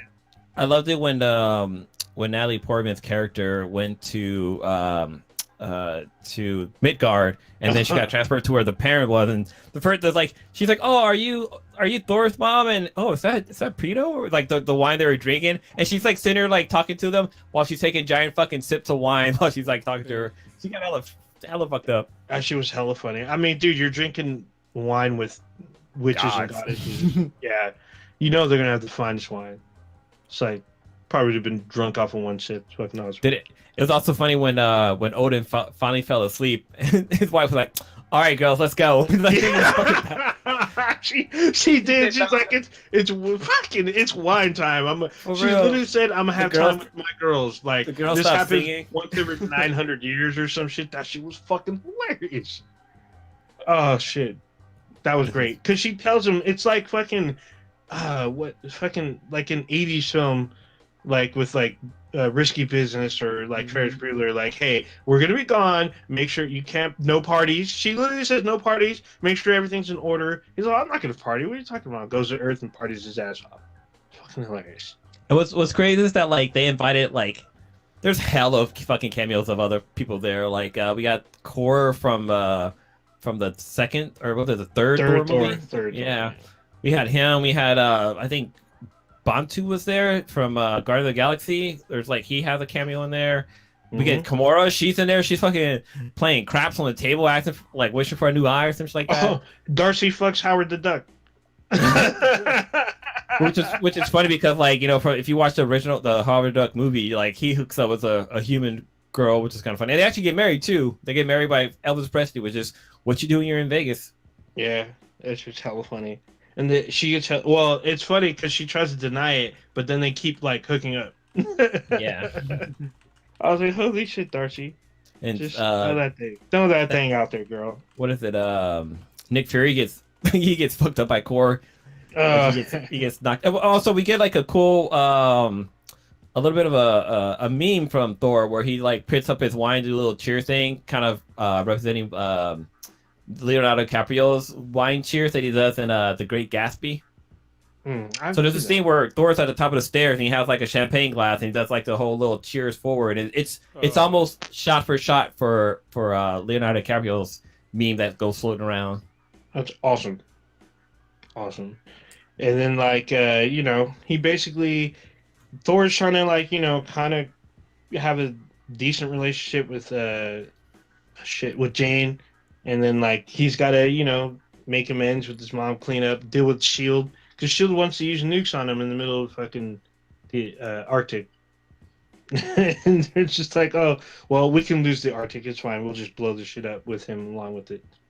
So his mom shows up to stop all that, and they're like, oh, well, I guess a nuclear bomb is not as bad as dealing with his mom. Yeah. So I'm like, well, holy shit. He probably would have survived it anyways. Maybe. I wouldn't be surprised. He'd probably just knock it with the hammer, just knock it into space. Be like, oh, there you go. So then the interesting part is at the end when you think everything's all fine and dandy. They cleaned up, most of their party spots. Like, there's a rift in the universe, and then you see Ultron in Vision's body with all of the Infinity Stones in his chest. And basically, that's and he has like that's another fanboy bust. Oh yeah, yeah, I'm pretty sure. Oh yeah, with a legion of I almost said Doom bots, but no, they're Ultron bots. Shit, I forgot what they called them before. Fuck. But yeah. But also, another thing that you kind of skipped over is that like toward the end we got like Thor and Jane Foster getting like kissing and making out, whatever not, right? And like the Watcher, he's like, oh, I like when stories end happily, and then all of a sudden he's like, wait, what the hell? And he like looks over to his right because he didn't even see this fucking happening. Like he didn't know that Ultron was going to show up all of a sudden, which is like, okay, what the fuck is going on? Like he knows what's going to happen and what has happened, but he didn't see this coming. It's like, whoa, what the hell? And then the episode after that proves wrong. Yeah. Well, this is where it gets interesting because I thought that this is kind of like an anthology what if, because usually in the comics, what ifs are not connected in any way. Mm-hmm. Usually, from all the ones that I've read. And the next episode shows that it's not. They're all connected. This is all one big story arc. Mm. So yeah. So the next episode is when, basically what would happen if Ultron won, and became Vision, and it gets kind of crazy because he gets the Mind Stone, he becomes Vision, and then what is it? Thanos comes to like get the Mind Stone, and then. Or Ultron just one shots, and I'm like, okay, that wouldn't happen. I know, right? I'm like, that would then. No, he wouldn't have one shot him even as just Thanos. Like, like with just the Mind Stone, that wouldn't have worked at all. But whatever, I'll let it slide because it was an interesting storyline. So he gets all the Infinity Stones, creates his own like Infinity armor, Continent suit. Yeah, which is basically like it's funny because Ultron becomes Vision, then gets an Ultron suit. It's like he just kind of Inceptioned himself. It was like one of those Russian egg dolls thing, whatever. Oh yeah, the Russian dolls. Yeah. Yeah. Oh shit. All right. So then he goes. That was awesome. He goes on like a rampage, just like killing basically everything, fucks up the whole universe, and then he realizes that somebody's watching him, and so look at somebody kept fucking talking. Like, come on, man. So he started shut up. He started hearing the Watcher until he goes in between. He goes to where the Watcher is. So this is where there's a huge plot hole, which I actually tweeted about it, about Ultron taking the Infinity Stones outside of his universe. Like if you go outside of the universe, the Infinity Stones will no longer work. This has been talked about multiple times in the comic books by the Council of Reeds. Been talked about by Black Swan during the Secret Wars. It was talked about in the TVA. Yeah. Yeah. I was about to say I thought the TVA was gonna show up for some reason. No, yeah, it's just they should have, but yeah, in the TVA, remember he had a whole drawer full of Infinity Stones. They don't work outside the universe that they were created in.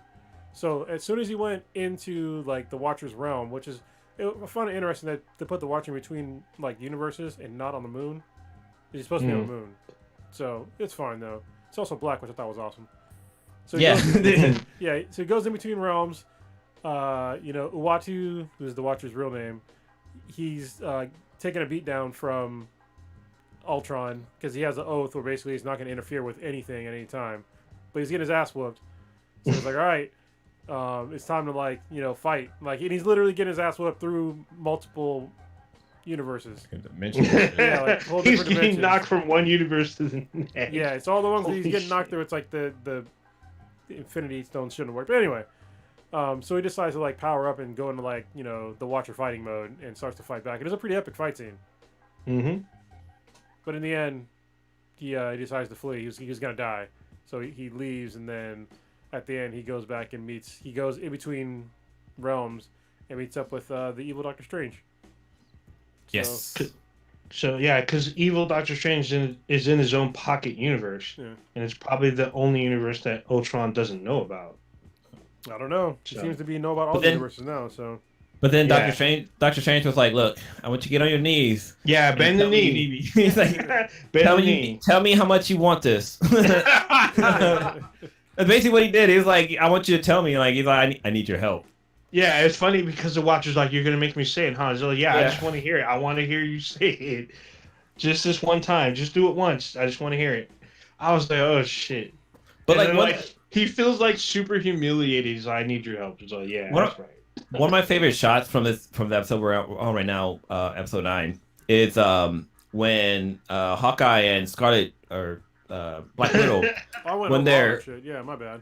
Yeah, the scene where they like find the Armanzola. Yeah, Armanzola, and the scene where they're leaving, they're coming outside of the bunker or whatever, and the scene where Hawkeye is falling down into all the Ultrons that are coming up. Like that scene was fucking like that was a really great fucking shot. Like that animation just looked fucking cool. But like it's almost a reverse of like what happened with the Soul Stone, where Black Widow, she killed herself so everybody else could live, and in this one we have Hawkeye killing himself so that Scarlett Johansson so Black Widow can get away. But it's not just that he sacrifices himself so that she can save nobody of the world. Yeah, I'm about to say there's not so many people left. Yeah. Well, they want to stop Ultron. They're using Armanzola as a virus. And Armanzola is all about it, which I thought was hella funny because he's just like, "Ooh, this is great." So they infect a Ultron bot with Armanzola. So then he gains functionality, but he can't get to the hive mind. He's like, "Well, Ultron's not on this universe." Like, what? Before they even they installed him into one of the Ultron bots, the first thing they do is fucking decapitate or take off his goddamn legs because that fucker was gonna go on a killing spree if he was fully functional. Oh, or taken off. Yeah, he just would have took off. Like, peace. This is my world. This is my world. I have a body now. I'm out here. Yeah. So that's where the current episode is out now. Which I can say this episode connects with the last week's episode, which I got to say is a pretty epic episode. I really liked it. But we have to wait till next week because I don't think I take it, Cronus, you haven't watched it yet. I can't watch it until Friday, probably.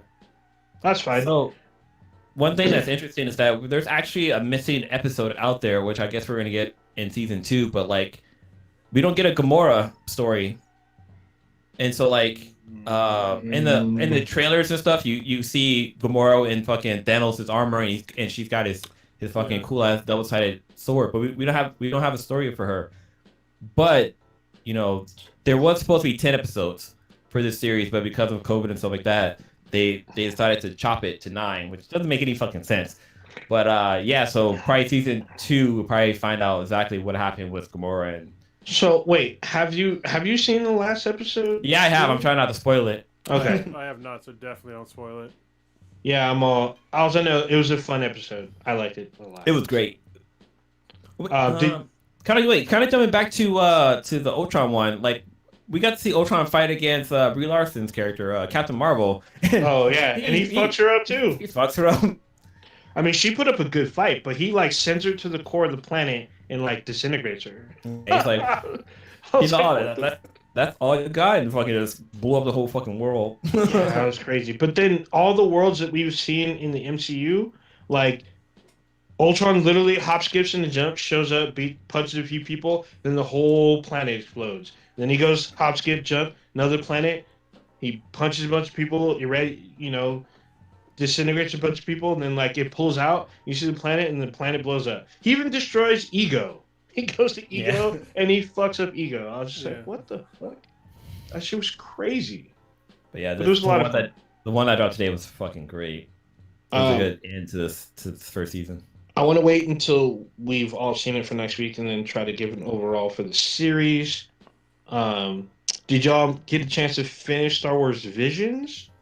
I'm on the last couple episodes. They're kind of hit or miss. Some of them are really good. Some of them are just Like the Ninth Jedi one was really good.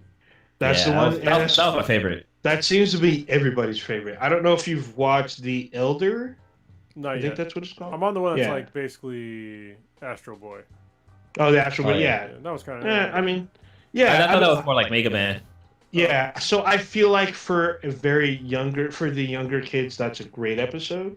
But if you're like us, old school fans, you're just like, skip. It's not. I might have been a children, but I ain't never been no boy. Right. Well, I feel like that episode was a nod to like Luke Skywalker becoming a Jedi. Like, of course. He was like, he was fixing things and blah blah blah going around there, and he was trying to become a Jedi. And he was trying to find just especially the end. But I think that's like a classic thing with the Star Wars franchise where they end with like the person looking off at two fucking suns or some shit like that. Yeah, I mean, but still, I mean, there's a lot of, as you say, Mega Man and Astro Boy like stuff in it. So I think you're on the last two episodes. Yeah, the first episode too was like, that was a great start where there were like samurais and shit. I was like, God. Yeah, the duel. Yeah, that was a good one. The twins, I was like, oh, this is interesting. It wasn't my favorite, but I thought it was an interesting like interpretation. I didn't care for Tatooine Rhapsody. I think it's mainly because of the song, because I thought the song sucked. Yeah, this one sucks. Like y'all, I felt like maybe get a group that can actually kind of sing. I don't know. The group could have been famous, and maybe they're popular somewhere else or other circles. I didn't care for it. I did like Boba Fett though. I like Boba Fett in that episode. I did like the Loop and Ocho, the one with the cat girl or rabbit girl. I thought it was kind of cool, especially when the father. That's the last episode. Yeah. Especially with the father and the fucking dope ass fucking samurai lightsaber. Yeah, but that seems to be an overall theme, and like almost everyone had a katana lightsaber almost. But yeah, I'm obviously there's going to be a season 2 with Visions. There's going to be a season 2 with What If. I'm looking forward to it. It's going to be great. We probably won't see it until the end of 2022, but it's perfectly fine by me. Can you believe 2021 is almost fucking over? Yeah. I want to say I'm looking forward to 2022, but it could just be fucking COVID-20 or COVID-21. I don't fucking know. It'll be COVID season 3. Yeah, I mean, I'm not looking forward to it. Like, it's something terrible again. So for anybody listening to the podcast right now, the last 2 episodes, we didn't talk about COVID whatsoever. Yeah. Like, the topic never fucking came up, which was probably a fresher breath of air for everybody, but, it's still fucking out there, and people are still being fucking dumb. But at least California, the numbers are looking pretty good in California. But, like, we're super low with compared to everybody else. Yeah, people make fun of us for being in lockdown. I'm like, okay. Oh, you can't go out and party. Oh, fucking, we don't want to die. But I guess with the Pfizer vaccine, there's like I guess people need to get a booster shot for that one. Yeah, Kimek already got her. She got hers a while back, but yeah, she got her booster. When it's available for me, I'll give my booster. And then whenever the kids that's the main thing for me is right now it's the kids. Because, I mean, that's what's keeping us mostly locked down at this point, even though she goes to school. But they have COVID protocols at school. But once the kids can get vaccinated, then I'll be more willing to kind of get out there. So I mean, if I was single, I'd probably already be out there. But I'm not. So there's that. What was I gonna say? So Blue, you're 30 Days of Halloween. Are we waiting on Prodigy? Because he couldn't be on tonight. Oh, we didn't even talk about because Prodigy. I mean, yeah, wait on Prodigy because I don't have any input on this subject at all because I don't watch horror movies. That's fine. I was actually thinking. I was gonna say. Oh, go ahead. Well, I was gonna say really quick.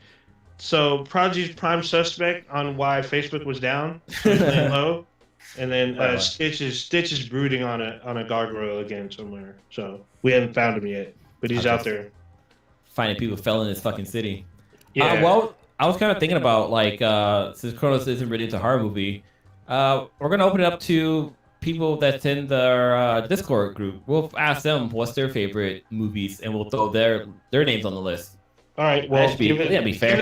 Give it a time limit so we can do this on. Yeah. So there you go. Let's do it. I'll post it up there today, and then we'll have the full list next week, and then we can go over it. All right. So y'all have a week. Y'all have until next Wednesday. So if you want to be a part of this, you have a short time list. So people who are listening to this in 2025, it's over now. Go fuck yourself. So go to our Discord, email us at bthanbti@gmail.com, bthanbti, and then we'll give you the info on how to get to the Discord, and then you can be a part of this. And we're gonna do this. You have a week. So next Wednesday we're gonna do our 30 days of October type thing. Top 6, your top 6 scariest. So Blue, you need to clarify your rules. I put today. You didn't say no duplicates because it's kind of fucking obvious. No. You can't have 30 days of movies and have 2 movies be the same. But we all get 6. We all get 6, and then why would they not be the same? Some of the same movies affected people the same way. So nah, can't be duplicates. So the whole reason for the list is for people to watch these movies every day. Because that's what the Sweetness and I, what we do for October is we'll watch a scary movie, horror movie, or Halloween themed movie every day of the month of October. So before you put this on Discord, you need to modify your rules. I think there should be duplicates, but if there are, then just make it like what was the number one movie that everybody liked? What was consensus like the number one? Well, no. So this list isn't like favorite movies and blah blah blah. It's making a list of 30 movies that people should watch through the month of October for Halloween. So that's why I'm saying you need to modify. Yeah, there's only so many movies, man. I know, but like that includes like TV shows, horror movies. It does say shows, yeah. It also anything that you think is scary. Like one of the movies I have on there isn't really a horror movie, but it scared me as a fucking kid. Like Arachnophobia, that's a horror movie, but it's yeah. Some people are terrified of spiders. I get it. I mean, what is it? We know that Prodigy is afraid of clowns, so he might not like. Oh, he probably doesn't like. He doesn't like it for sure. Oh yeah, for sure. But there's also like the killer clowns from outer space. Like that's another good one. Yeah, but that's more of a comedy. That shit was hilarious, man. That's more of a. It's more of a. Even though people get fucked up, it's like kind of on the lines. It's not as gory as Evil Dead, but it kind of has the same kind of feel. Yeah, but like, I don't know. This shit's just fucking ridiculous when I watch it recently. It is. I mean, they grew titties. Like 2 of the clowns sat there and their titties like went from like double D to like Triple H. And then like you can throw anime on the list too. Like if there are any anime horror movies that are out there, because like I know some of the J horror movies are really good. Some of the Korean horror movies are fucking excellent too. So if any of those you think are great, like those motherfuckers on the list. Like The Grudge and True. Yeah, so like that. Yeah. So there's only one I need to edit though, but I mean. I still think there should be duplicates, but we're only getting 6, and there's a lot of good horror out there. Yeah, Matt from Puric Live, he actually has a huge list. So I don't know if y'all noticed, but Matt's not on Facebook anymore. He's been off for a while. Is he? No, he's not on Facebook. It's only Becky. I mean, He took his Facebook down. I can understand. I mean, Facebook has been becoming more and more of like a kind of a shit show. Yeah, kind of like Twitter. I mean, Twitter's actually, honestly, Twitter's not that bad. I think the problem with Facebook is that people just like. So in my view, if you're on Facebook, you should be sharing stuff with your friends, like your opinions and like talking about your day, stuff like that. But if you're literally just reposting like really hateful, like unresearched, like memes and pictures and stuff, like not putting your opinion out there, or just if you do have an opinion, it's like super negative and hateful on various groups. It's like, what are you doing? You know what I mean? Like, is that really the point of Facebook? Is it just put out hateful shit all day? Like most of these people that these kind of people that I'm talking about, they're basically like Russian troll bots and they don't even know it. And it's when I go through there and I go through my feed, I'm just like, I get angry about it. It's like, you know what? It's not worth it anymore. I'm just unfriending people that are like that. Like if 90% of your feed is something where you don't actually put in any input or give me your opinion, or if your input is something super negative, about just disparaging people, then you're just a negative fuck. Like I don't need that nonsense in my life. So if that's one of the reasons why I went off Facebook, I could totally understand. Because for a lot of people, like I think KMX, she's almost done with Facebook too. Because you have to interact with these people that are just they would say just the most vile shit. Yeah. And it's like people that I knew, and it's like that's not you in person. You know what I mean? And like that's kind of what the whistleblower talked about. How like the Facebook algorithm, it pretty much promotes that shit. Like it puts it into your feed because people click more when they see some shit and that angers them, so they can voice their fucking opinion. Whereas there's something like a cute fucking puppy dog that probably just gets a like and a thumbs up or something. People keep on going. Yeah, and the problem is like you shouldn't need to like censor stuff like that, but it's like at the same time it's like I don't want to fucking see it. It's just because it's like a vortex of suck. And it's like it's not fun, like we're not interacting on some meaningful level at all. You're just spitting out hate, and it's like, is that really what social media should be used for? Is just spitting out a bunch of hate? And if that's you, if you're just a hateful person, then maybe you shouldn't be using social media. Maybe you should figure out why the fuck you're so hateful and fix it. But Nah, they're just gonna find other social medias where more hateful people are, like Parler or whatever. Or they'll go ahead and create their own and not allow you to comment whatsoever. I really do think that the algorithms did fuck shit up because, I mean, we've had social media for a long time. People just don't realize it. I mean, social media was basically AOL back in like the mid '90s, like when we had chat rooms. That was social media, but you didn't have like super hateful stuff like this prevalent like at all back then. It's mostly like age, sex, location. What's going on, y'all? Like you were just bullshit. You know what I mean? Yeah. Well, like everybody was trying to connect with the world. Like, oh shit, you're from Texas? Like, I've never been to Texas. Like, yeah, the internet make the world smaller, but fucking like social media now just made idiots bigger or something. I don't know. When I was in back then, instead of AOL, I was on Yahoo chats, and there was a lot. It was just like a lot of people just saying a bunch of shit all at once, like as much inappropriate, racial, disparaging shit as all as they could, and they would jump from room to room and say it. And then, like, they had some moderators, so if a moderator would catch you, you'd be banned for, like, a few hours, sometimes permanently, depending on what you're doing. But they just create a new account because it's free and jump in the chat and just say more bullshit. So, yeah, but now, I mean, those are obvious trolls. But, I mean, now I have it where, like, people that I know, like, in real life, like, they just post just a bunch of hateful shit. And it's just, like, you're not anonymous, first of all. Like, I know exactly who you are. And you're posting all this like hateful shit. Like a lot of it is super racist. And if you say anything about like it's racist at all, they're just like, oh, you're being too sensitive. I'm like, no, you're actually being a racist. Like you're posting if you don't realize that it's racist, I can break it down for you. And then they don't want to engage. They don't want to actually engage in the conversation on stuff like that or anything that's like difficult to talk about. And it's like, I don't understand like what is the point of them being on these platforms? Like, what are they trying to accomplish? They're obviously not looking for any kind of meaningful conversation at all. So, yeah, I mean, I think that there does need to be, like, sweeping changes with Facebook and probably, like, Twitter, too. But Twitter, to me, it doesn't seem that bad, only because it's easy for me to, like, filter out shit. Yeah, and same with, like, YouTube, because I guess YouTube, their whole algorithm isn't. I mean, because we get censored for shit too, but Yeah, like I guess recently they closed a bunch of fake accounts that were made out there. Like I think there was like a Fox News like Fox News Authority, I think was the name of the YouTube channel, and it was marked with the little blue checkbox or whatever it's for. What I can't remember what it's called. Oh, when you're like verified. Yeah, it was verified. It was a verified account, and like they were spewing like stupid fucking nonsense. So to be be verified, it's actually not that hard. Oh, we're not verified. Yeah, but you have to just go through the step. Apparently, it's you just have to wait for them to like respond to be verified. Because some people get it. It's weird because some people get it earlier than others, even though they don't really have a huge fan base. Versus people who've been on for years, they still don't get verified. So it's like fucking weird. I think you have to have 100,000 subs, usually. Yeah, but there's some that did not have that and they still get verified. It's pretty rare, but yeah, it's usually 100,000 subs, which is it's a lot. We're nowhere near that, so.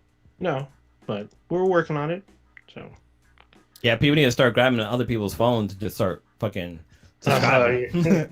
All about that shit. All right, we're reaching close to the red line. Do we want to wrap this up or do we want to keep this going? Quick thing, just a update on my Sober October. I started last Friday last Friday.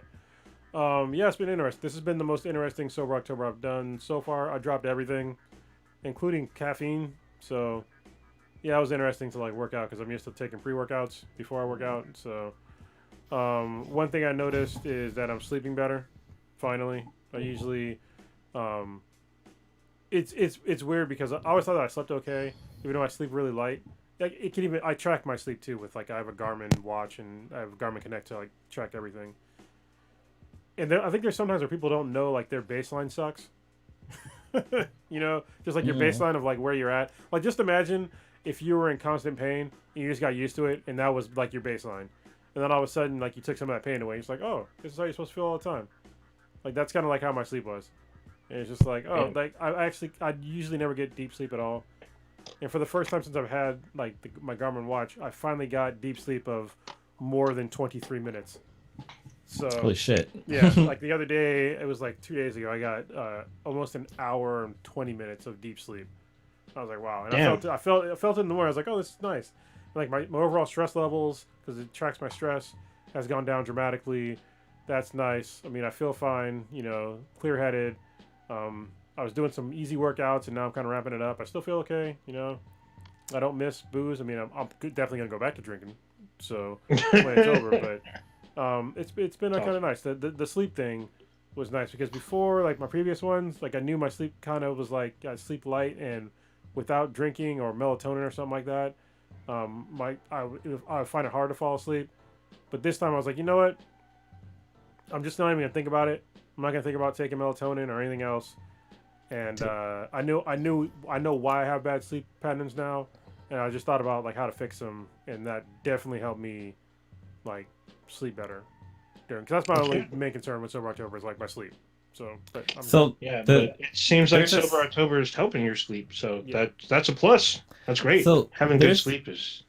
So there's this app that the Sweetness turned me on to. It's a meditation app, and like it's made by UCLA, I believe. And every time the school, they made this app. Let me see what it's called.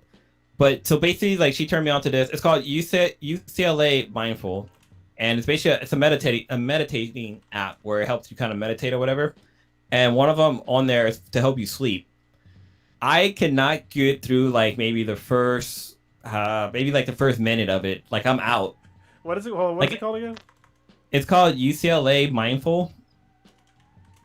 And like it like the person on the thing, like they tell you these steps that you go through, and like I can never get past this one step. If it after that one step, I'm just out like a light. Like I don't even remember. I don't even know how long it goes. Maybe she might stop talking. I don't even know. I just knock out because usually I have trouble sleeping because I need to have like something to keep my mind from overthinking. And like usually I have like I don't know. I watch like old school cartoons like that. Really helps me fall asleep. Like I watch like old school Spider-Man. Fucking. I watch. I started watching Trigun, the Yeah. anime, because that's on Hulu right now. But like, it's there's too much action in that, and it keeps me awake because I just want to watch to see what the fuck's gonna happen. But like, there's a lot of old school like Sonic, like the old school Sonic cartoons. Like that one really helps me sleep. Like I don't know why it's stupid, and it doesn't matter. It's just like there's just it's just sounds in the background that help you fall asleep. But with this meditation one, man, I just knock out quick. Yeah, I do meditation sometimes with like the Peloton has pretty good meditation, and I have like another thing to help me sleep. I haven't used it in a while though, but I started using like what a Shakti mat is. It looks I like know Shaji, the rapper. Shakti. It's like SHAKTI. Shakti. Yeah, it looks like a bed of nails kind of. Oh, It's pretty yeah, crazy. It's like a absolutely. bunch of pokey things. Yeah. So I was using that. I started using that like when I'm in bed for like 30 minutes, and then I go to bed. It's kind of nice. Makes me relax. I'll listen to like a book while laying on this torture device. Looks like a torture device, but it's not. And yeah, it definitely helps me relax. And the other day, it was like 2 days after I did Sober October. I was so fucking thirsty, so thirsty. Like I was drinking so much water, it was insane. So yeah, but now I'm back to normal with water. Has anybody joined you with it? Like, have you anybody from the community? Not from our community, no. They're all just deviants, so it's fine. No. Deviants? Be serious. It's all good. No, I've had some people I think do it with me on Facebook. I know some people tried it for like a day or two, and they're like, "No, that ain't me." So, Man, it's hard. It's not easy because, like, I know when I did it for a while, like, because of my DUI, the reason I had to do it because I had an ankle monitor on. But like, it's hard because everywhere you go, like, you're bombarded with alcohol. Like, when you look at when you go out to eat, I mean, you can't do it right now with the pandemic, but when you go out to eat, like the first couple of pages in the menu is just drinks. Yeah. And like the waiter actually even too is like, oh, hey, this is our special drink of the day, or the drinks are in the front. Like that's just how it is. It's crazy. And like if you go to a party and if you're not drinking, people are like, oh, why aren't you drinking? And like you have to like, well, I had to come up with an excuse because I want people to know I had a ankle monitor on. Like, oh no, I'm taking medication that doesn't mix well with alcohol or something like that. Like, yeah, I had to have an excuse for people to like not basically peer pressure me into drinking or something like that. It's hard not to drink. It's I think it can it's such be. a fun beat drinking to be drunk. I think it can be. Well, it's weird to break social norms, and Yeah. one thing for me, like I started doing intermittent fasting like years ago, and I do it every day, and it's just normal now. So if I go somewhere, people know like if it's before like 2 o'clock, I'm definitely not. I mean, like, it has to be a real fucking special occasion for me to eat before 2 o'clock. I maybe do it once, maybe twice a year, and that's it. And it's just for like maybe my birthday, and maybe Christmas, maybe. But usually I don't, and it became like socially awkward for like me and K-Mac for a while, and like other people, where she wants breakfast. I'm like, you can eat breakfast. I don't care. Like, go eat. But people get self-conscious when you're not eating with them. They're just like, why aren't you eating? I'm like, well, I don't eat this early, and it's just like they get weird about it. I'm just like, you can do whatever the fuck you want. Like I'm doing me. You do you. So, well. I'm not I judging face you. that kind Eat your breakfast. I face that scrutiny like forever because I'm not a drinker. I don't drink, and so all the situations that Blues talked about, I've had to deal with. Why aren't you drinking? I'm like, well, I'm not a drinker. Like you guys can drink and have fun, and get plastered and fuck up and make life choices you might want to question in the next morning, but that's not me. I mean, now with last year is probably the most I've ever drank in my entire life. And that was like maybe one drink a night. Oh, and yeah. And then like I even went to Vegas. I didn't even drink that much when I was in Vegas. And when I did, I was like, this is designed to get you fucked up. Because I ordered a daiquiri from like Fat Tuesday. I'm like, this is super sugary and it has hella alcohol. And I drank half of it. I'm like, if I finish this, I'm gonna be all fucked up and I'm probably gonna feel like shit. So I didn't even finish it. But I had a couple. I think I had like one or two more drinks, but those are drinks that I actually finished because they're expensive. But normally, it's just been like a life choice for me, and drinking has actually been harder for me because I have to make a decision. Like, I need to hit my limit, and I have a limit for based on the situation on when I'm going to drink, and then. When I stop, people freak out. They're like, "Oh, how come you're not drinking anymore?" I'm all, "Do you have to drive home?" Yes, I usually drive home, but I usually get to a point where I'm cool, and then I just stop and keep it rolling. Yeah. Like, y'all can get fucked up all you want. I'm not gonna judge you if you wake up in your own puke. I may laugh, but that's about it. I'm gonna keep it. I'm gonna do me. So. Do you? So there you go. All right, we can wrap it up now.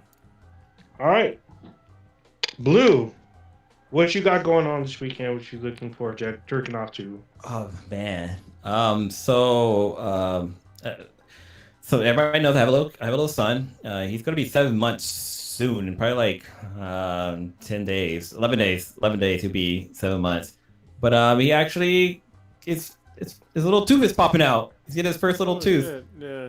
Yeah, and it's fucking crazy because like he's eating solids and stuff now too, and like he's getting those real fucking poops now. Real dookies. They're real fucking dude. They're not just fucking water anymore. They're fucking grown man turds. And it's funny because like you think pooping would be easy, like it's just something that would come natural, but he like most babies struggle with it, so he'll like grunt and strain. But like I read a book or audio book I was listening to where like babies they basically tense up as they're pushing, so it makes it harder for them to go. So they have to like learn that fucking balance. But like yeah, he's definitely you have to help him grunting and stuff. Huh? Have you had to help him? Have you had to help him poop yet?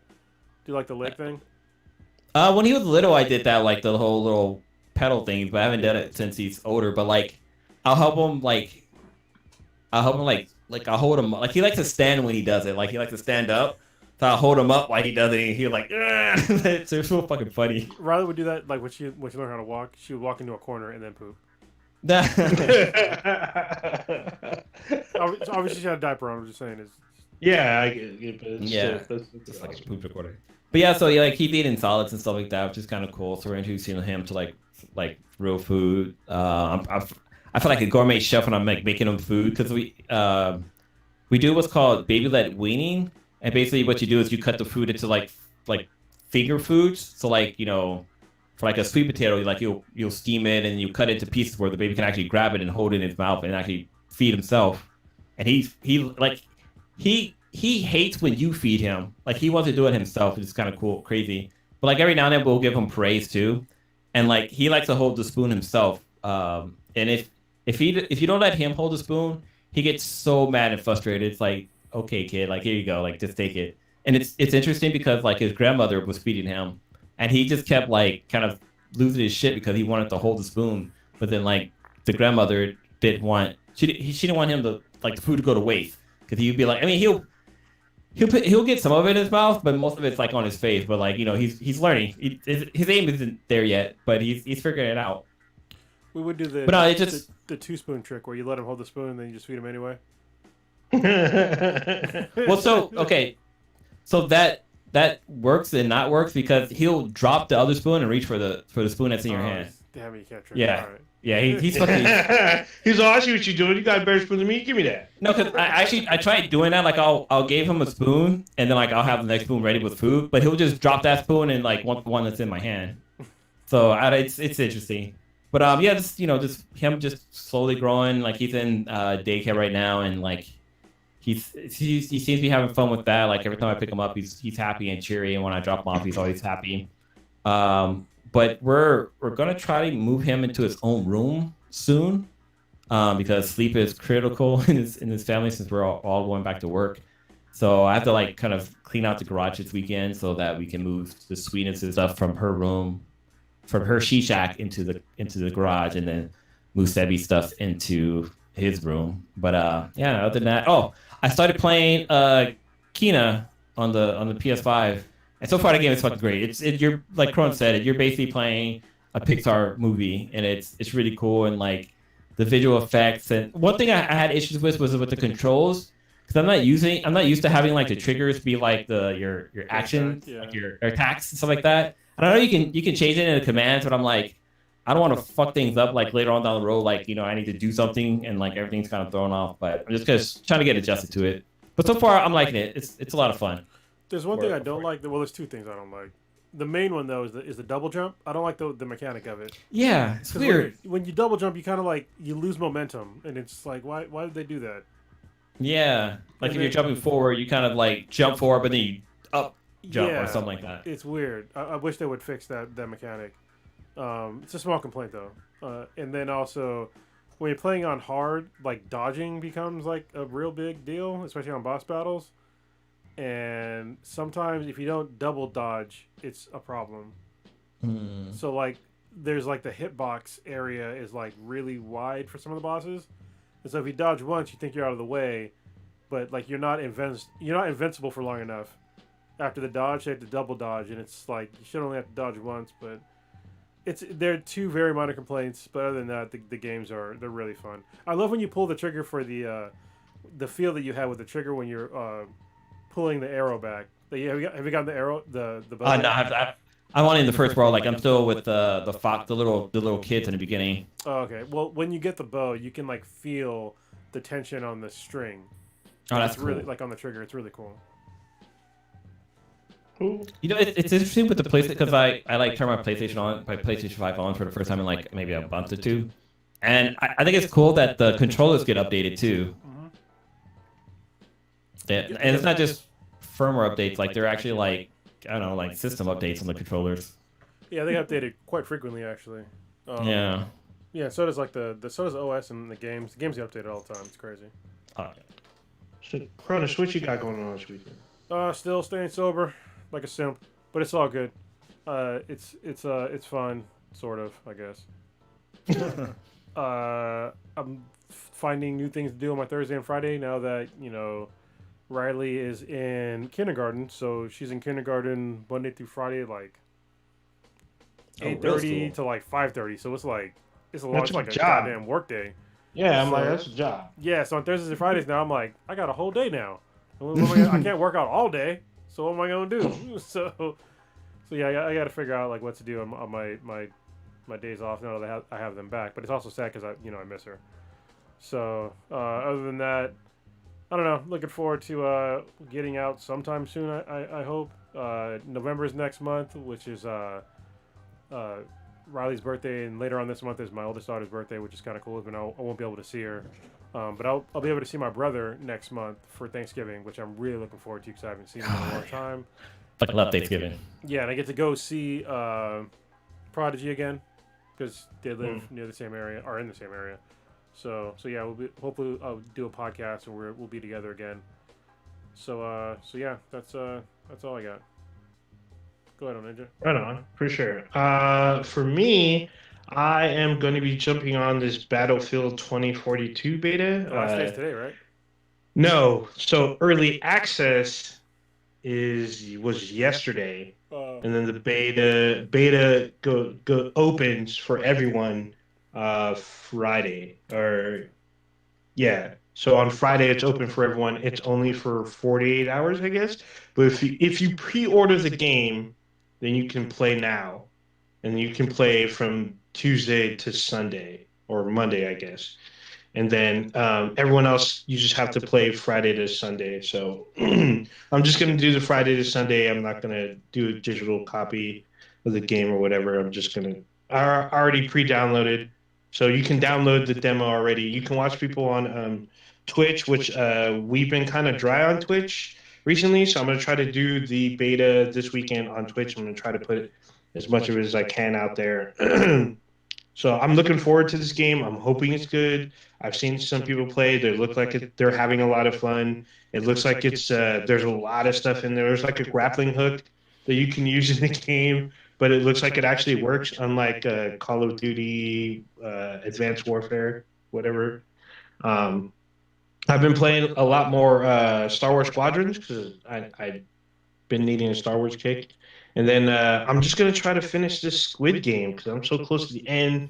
I'm probably going to finish by tomorrow night. I'm going to probably watch one more episode tonight and then just be chilling and then just, just kind of recuperating, really. Cool. About it. We'll take us out of here. All right. So, y'all just experienced Black and Black times Infinity. The dankest podcast on the internet. Check us out anywhere and everywhere with Bees and BTI. We're on probably every major platform. Mostly, we're on social media as well. BTHANBTI. You can check us out on Amazon. We have an app that lets you go live, and then you can check out our official website, benheadproductions.com/BThenBTI. And then, like I was saying earlier, you can email us at bethenbti@gmail.com because we have a Discord. Let us know that you want to join. Be a part of the 30 films or 30 days of Halloween before next week's podcast. Blue's going to update everybody, I guess, somewhere on social media about what's going on. Yeah. Nope. I'm just going to pop a question in Discord. If you're in there, you get to answer the question. There you go. Jump on our Discord. There you go. All right.